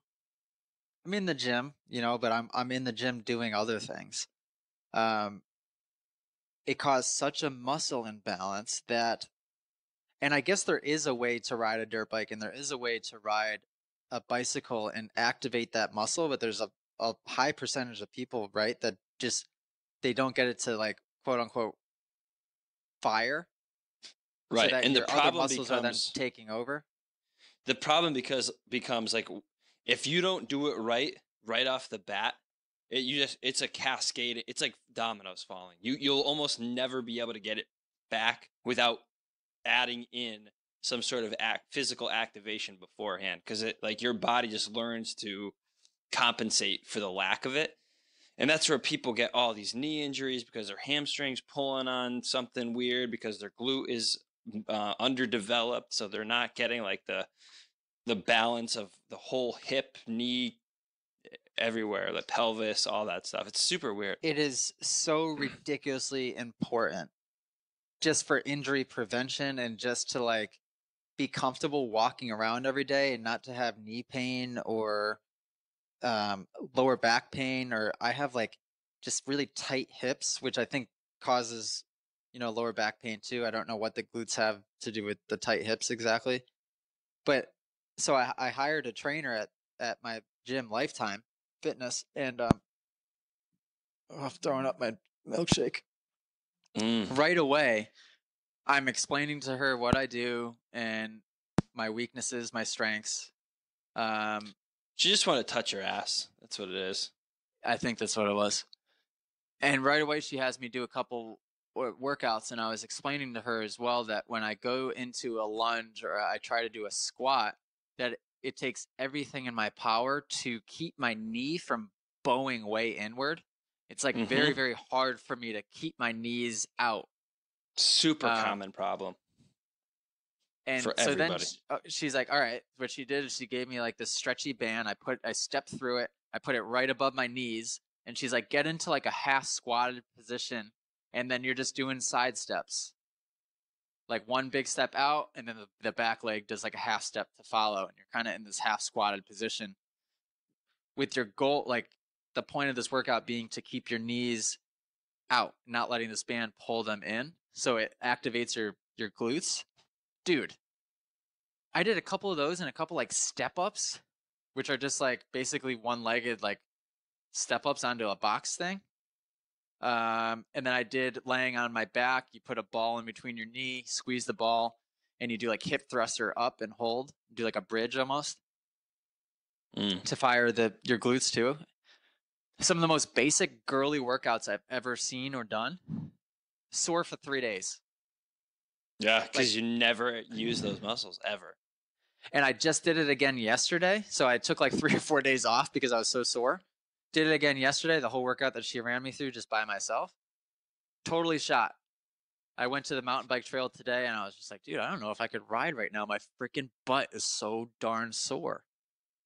Yeah, but when I got on the bike, I actually did feel really strong. So do you think that now working it? Oh, 100%. You're utilizing it. Right. It's a whole nother tool. Yeah. Crazy. It's funny because it goes back to what we were talking about a couple of weeks ago. Where like I went on a run for the first time in a long time. Because I freaking hate running. Played soccer my whole life, but that was the extent of my running. And I went on a like actual physical run, pushing a stroller. Dude, I don't know. I could go out for 100-mile bike ride and be done and not be sore at all. And so I'm like, oh, of course I'm gonna go run, Jen. Yeah, it's gonna be easy. I won't even be out of breath, and I wasn't. Like I never was tired the entire right, but time. it just destroyed your body. The next day, dude, I was so fucking sore. It was like I never went to a gym or worked out in my life. I was like, Jesus, all these muscles. Like I'm like, yeah, I have strong legs. I ride my bike for 100 miles a week. No, nope, no.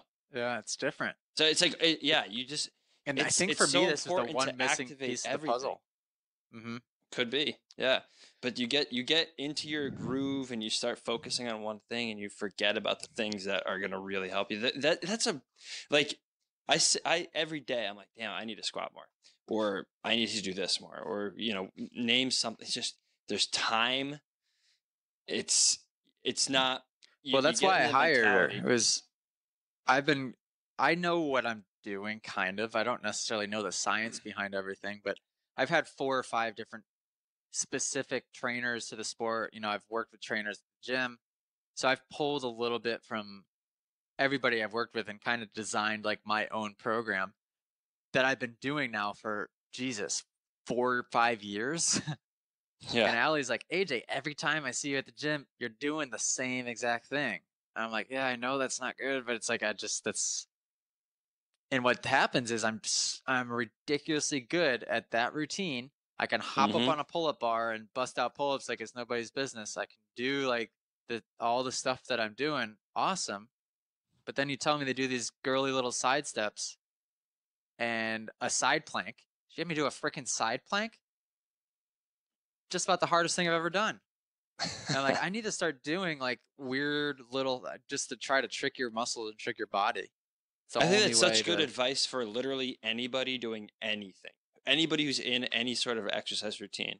And it's something we're all so good at saying. Like, oh yeah, you got to switch it up. I mean, how many times, like when I was lifting heavy, obsessively, I was like, oh, you got to switch it up. And no, it doesn't mean do back day in the day that you used to do chest day. It's like and it's not changing like the different moves. It's recruiting something entirely different. That's why, like, you know, Joe Rogan is so into like the kettlebells and the maces and the quote unquote functional strength, because it recruits stuff way Hmm. differently than just lifting or just running or just biking. And it's easy for us to say. And I think it's important to take the step and just do it. Like, exactly like you said, how silly is it to take time where you would be on your dirt bike or you would be on your bike, and you're devoting it now to doing like squatted lunges with an exercise band? It's like, come on, Yeah, this and isn't where I I spend my get time. it. It's discouraging, and it does suck because when you're in the gym lifting heavier weights and you're doing the same exercises, you can kind of track your progress and it feels like you're doing something because you're lifting, I don't know, if let's say a 55-pound dumbbell and you're like, all right, yeah, I'm lifting a 55-pound dumbbell. Maybe in 2 weeks I can lift a 60-pound dumbbell. And then you're like, yeah, I should probably be doing like these lunges or, you know, that little hip abductor workout, but I can't do 5 pounds on that thing and it's kind of lame. So you never go over to do it. But Yeah. after just doing that 1 hour session uh, with that trainer and then going back and doing that workout again, the only thing is like I don't have enough knowledge, I guess, or enough time even to develop my own to try to keep switching it up. It does take a lot of variation. It takes a lot of knowledge to keep switching it up because I'm gonna run out. My repertoire is gonna run out real quick, and then I'll be like, well, what do I do now? You know? I mean, just use the internet. I mean, I think research, it's easy to get pigeonholed in like, oh, find out how am I going to grow my chest? How am I going to grow my biceps? How am I going to grow my back?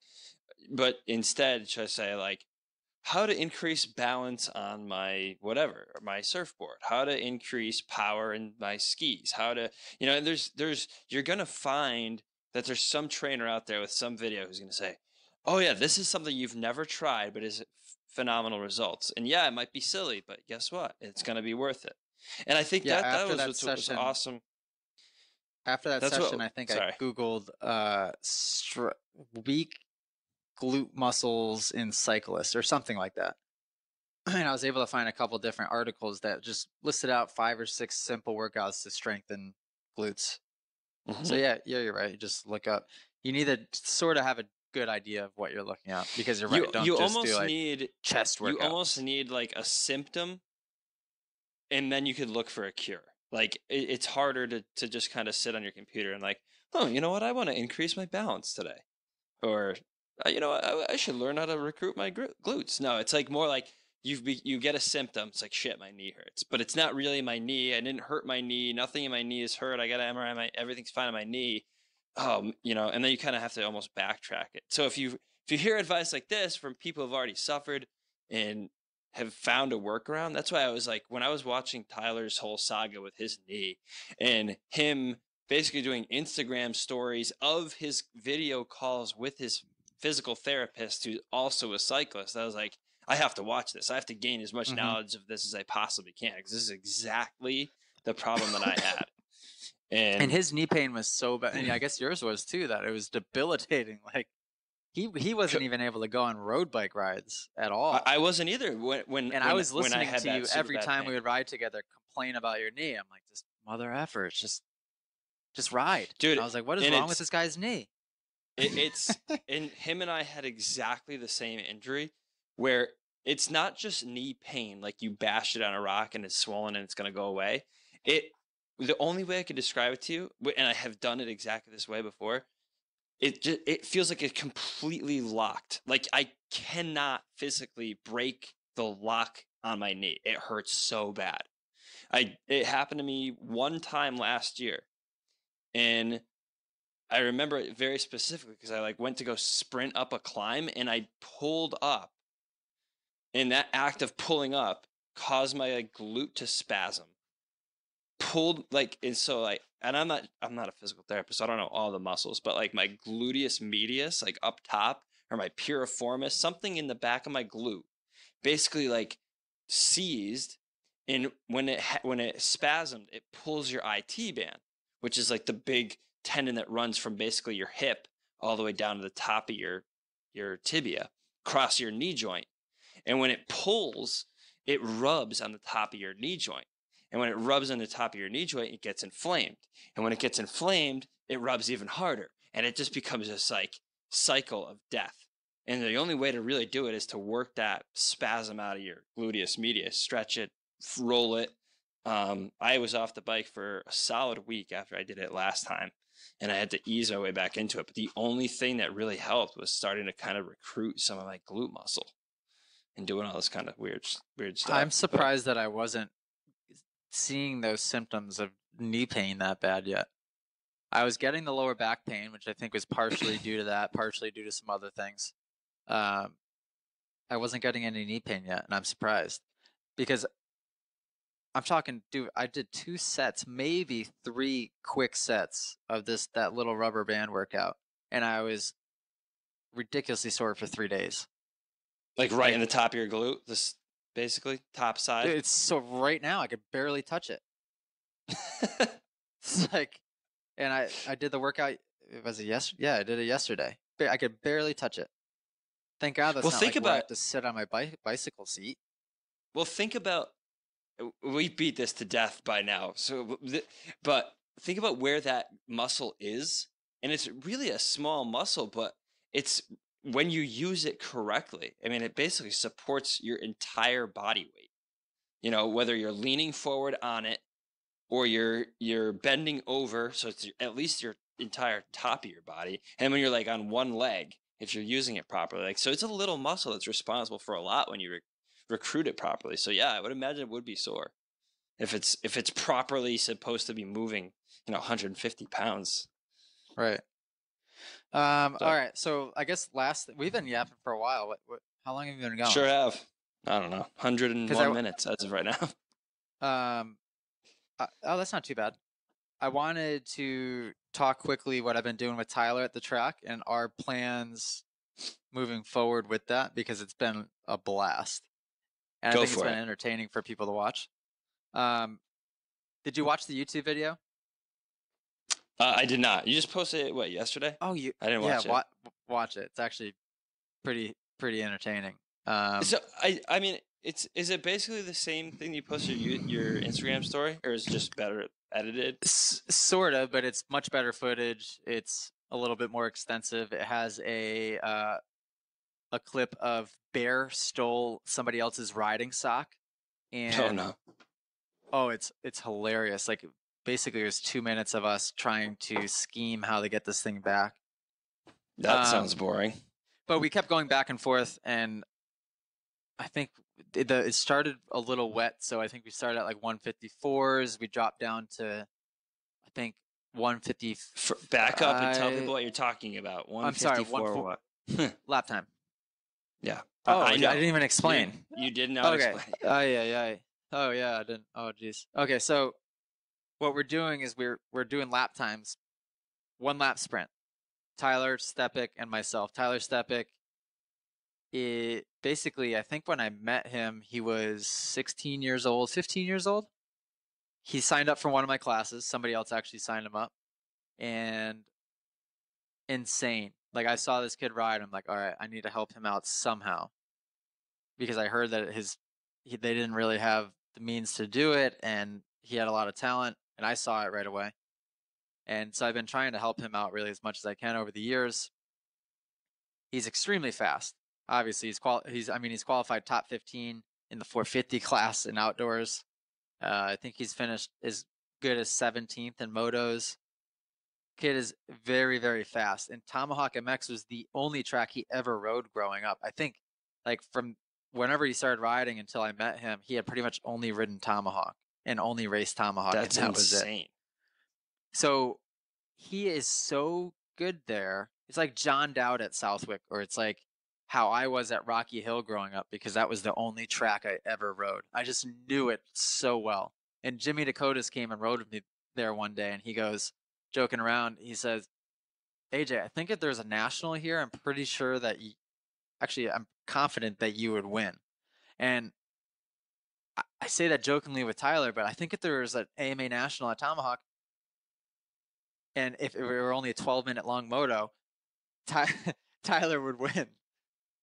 he is so fast there. So what we've been doing, and this has been helping me a lot, is we have the lap timers on our head. So we just turn the button on and spin our laps. We do 2 or 3 sprint laps as fast as we possibly can. We come off, we sync it, and all right, Tyler, I just did a 152. Give it your best shot. Tyler goes out, he does a 150. I'm like, shit, all right, here we go. I gear back up, throw my helmet on, head out there, 148. All right, he goes back out, and we just keep one-upping each other. In the past few days we've done it, we've just been on he's been on all different bikes. Actually, I've been on all different bikes too. So in the YouTube video, I don't think I rode my 450 at all. I rode a 2007 Honda 125, and I rode a KTM 150, like a brand new one. And he rode an 07 Honda 125, so we were fair there, which I knew wouldn't be fair because he would be so much faster. And then he rode a 1999 Yamaha 125. So we go back and forth. I hop on the KTM 150 because it's my only shot at being competitive with him. And we just go back and forth, back and forth. And he's got the fastest lap time ever recorded at Tomahawk, probably by a long shot for sure over anybody else, and by 1.5 seconds or so over me. That's wild.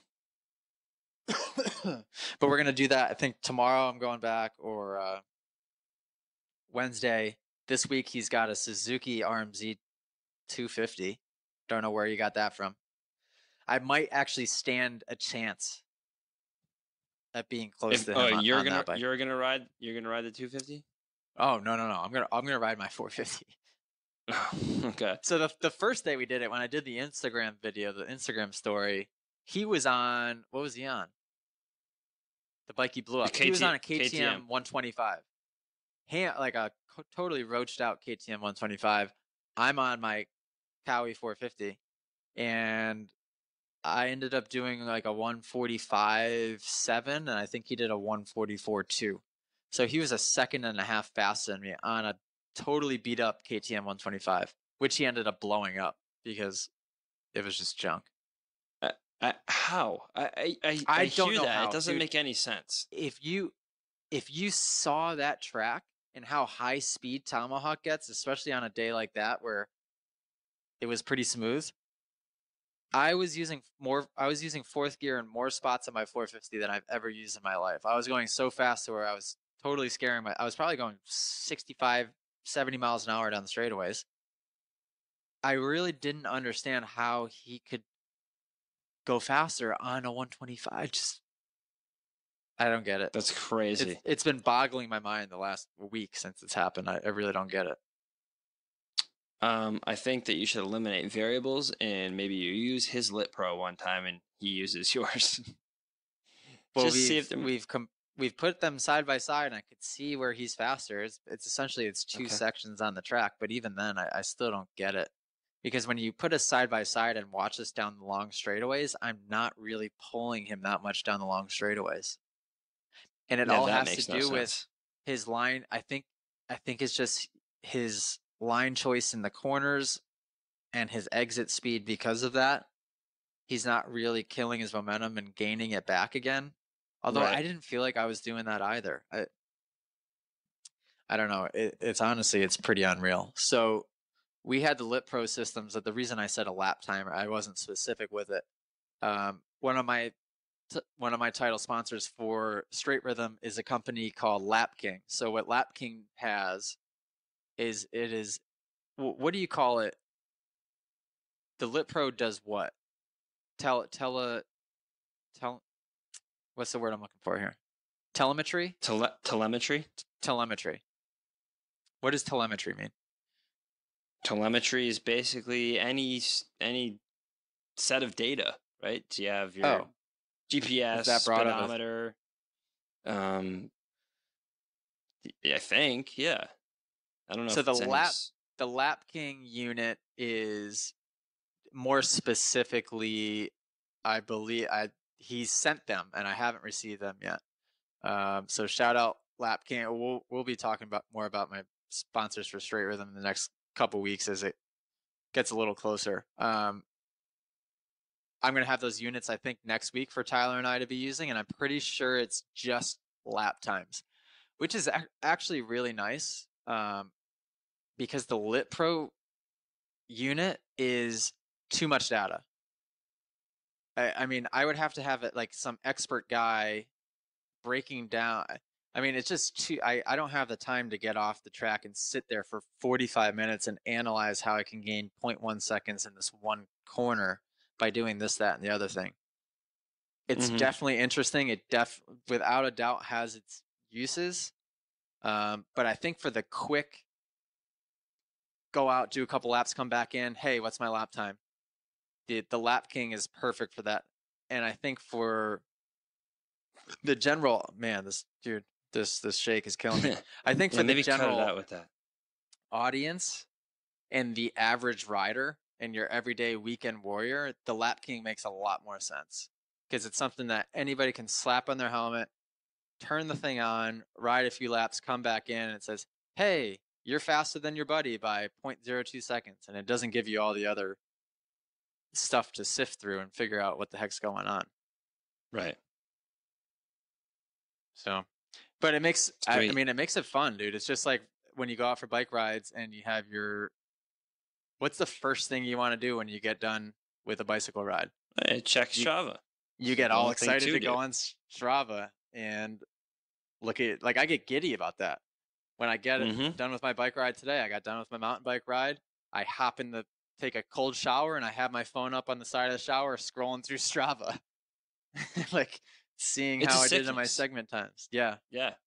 But that's good. I mean, hopefully I think it's definitely helpful for you. Obviously it's fun, but I mean, it kind of gets you thinking, gets your brain going about line choice, because I mean, let's face it, last Supercross season, you were basically limited to qualifying. That was your riding time, really. It was qualifying of race day.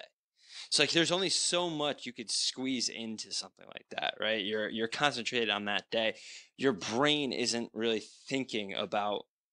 I mean, as much as obviously you have to pick lines, but what I'm getting at is now when you're kind of going head to head with somebody like that, and you're doing it over and over again, you're critically thinking about, how do I carry my momentum here? Where am I picking, my line? Right. And how do I gain speed? How do I actually go faster on my dirt bike? In Supercross last year, and for the past couple of years, for that matter, like going faster really was the last thing on my mind. Like, but I was just trying to survive and just do the obstacles and not kill myself. Which sounds silly. It's a great way to do any Supercross race. It sounds silly, but it's very easy to get caught in that mindset in Supercross. For a lot of guys, I'm sure, are halfway in that mindset because of how scary Supercross is. But you have the elite guys, those top 14, 15 guys that are making main events every single weekend, that aren't worried about not killing themselves. They're worried about going fast and getting faster.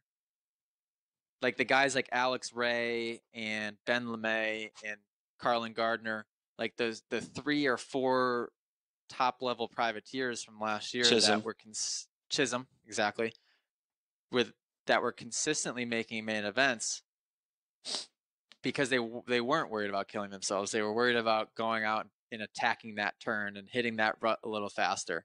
Which, dude, I wasn't worried about corner speed at all last year. I was standing up around the turns. In fact, I posted a video last year of me in an LCQ that I won or got second in, standing up around all the turns because I was just worried about getting over the obstacles. And I was just like going trial style around the turns.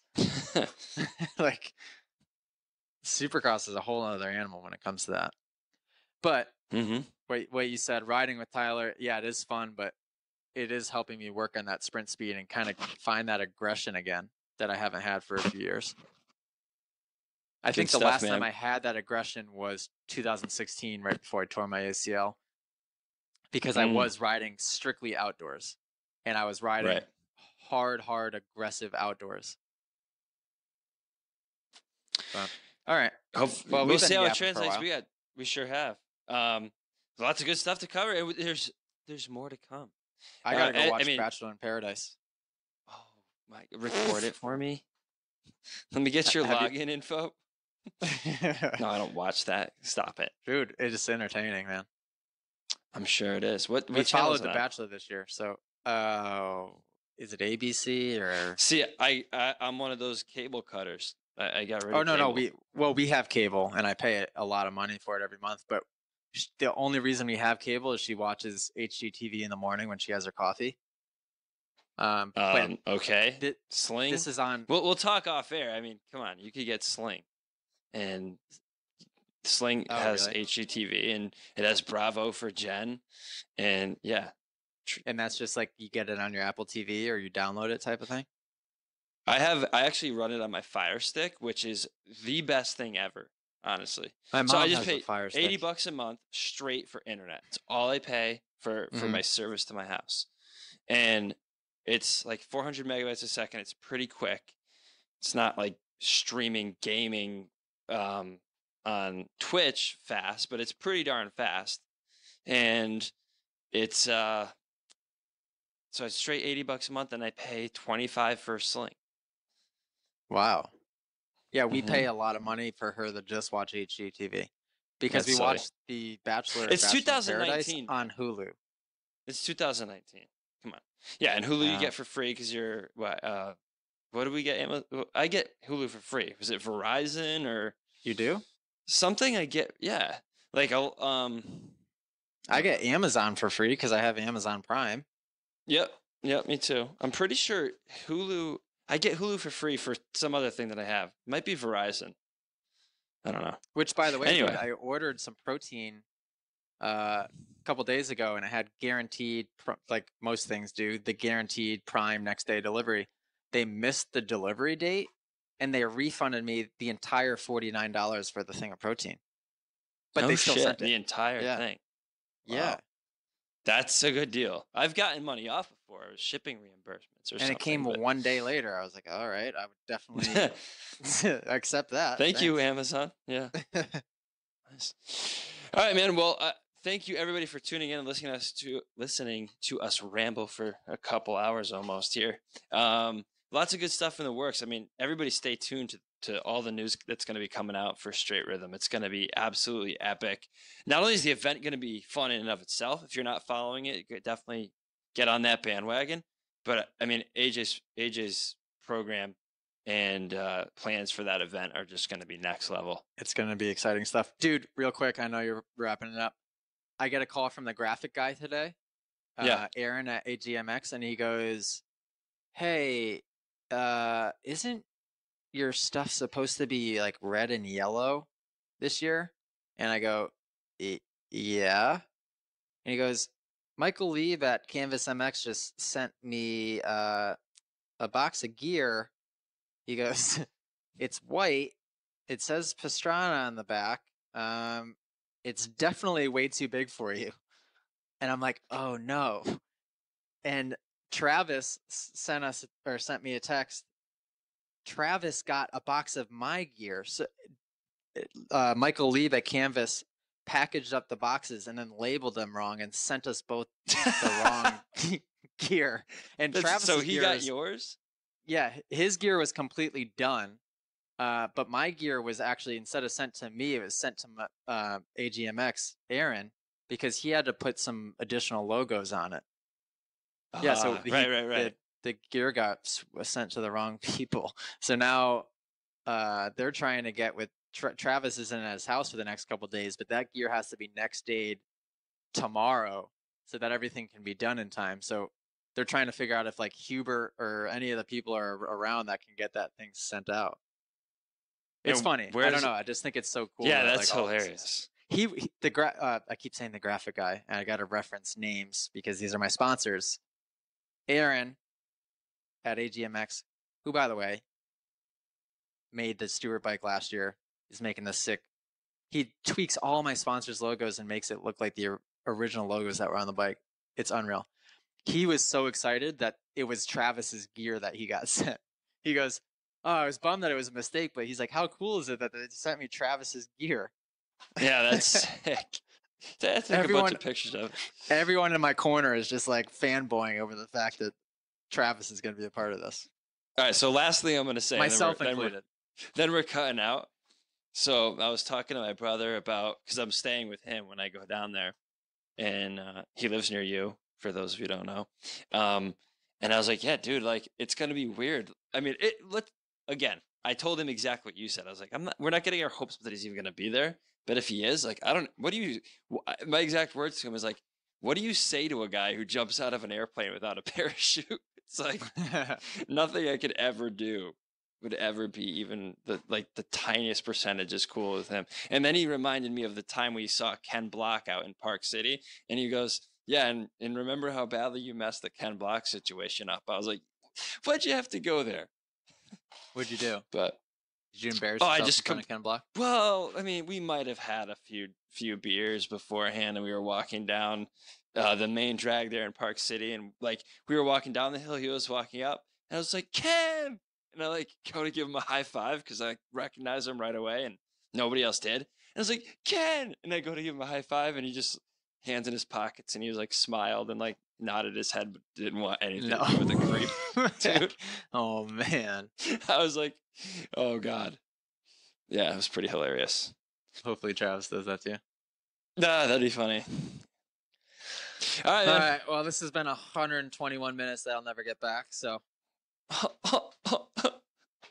I'm gonna go kill myself. Thanks. we need to That's start not doing that. this on a weekly basis. Oh, we are 100%. This is the best time to do it. All right. I'm holding you to We'll it. talk about that later. Do Okay. it. All right, folks. Tune in next time. Keep tabs on AJ, and this Travis Pastrana deal is going to be awesome. Thanks for stopping by. Toodaloo. Adios.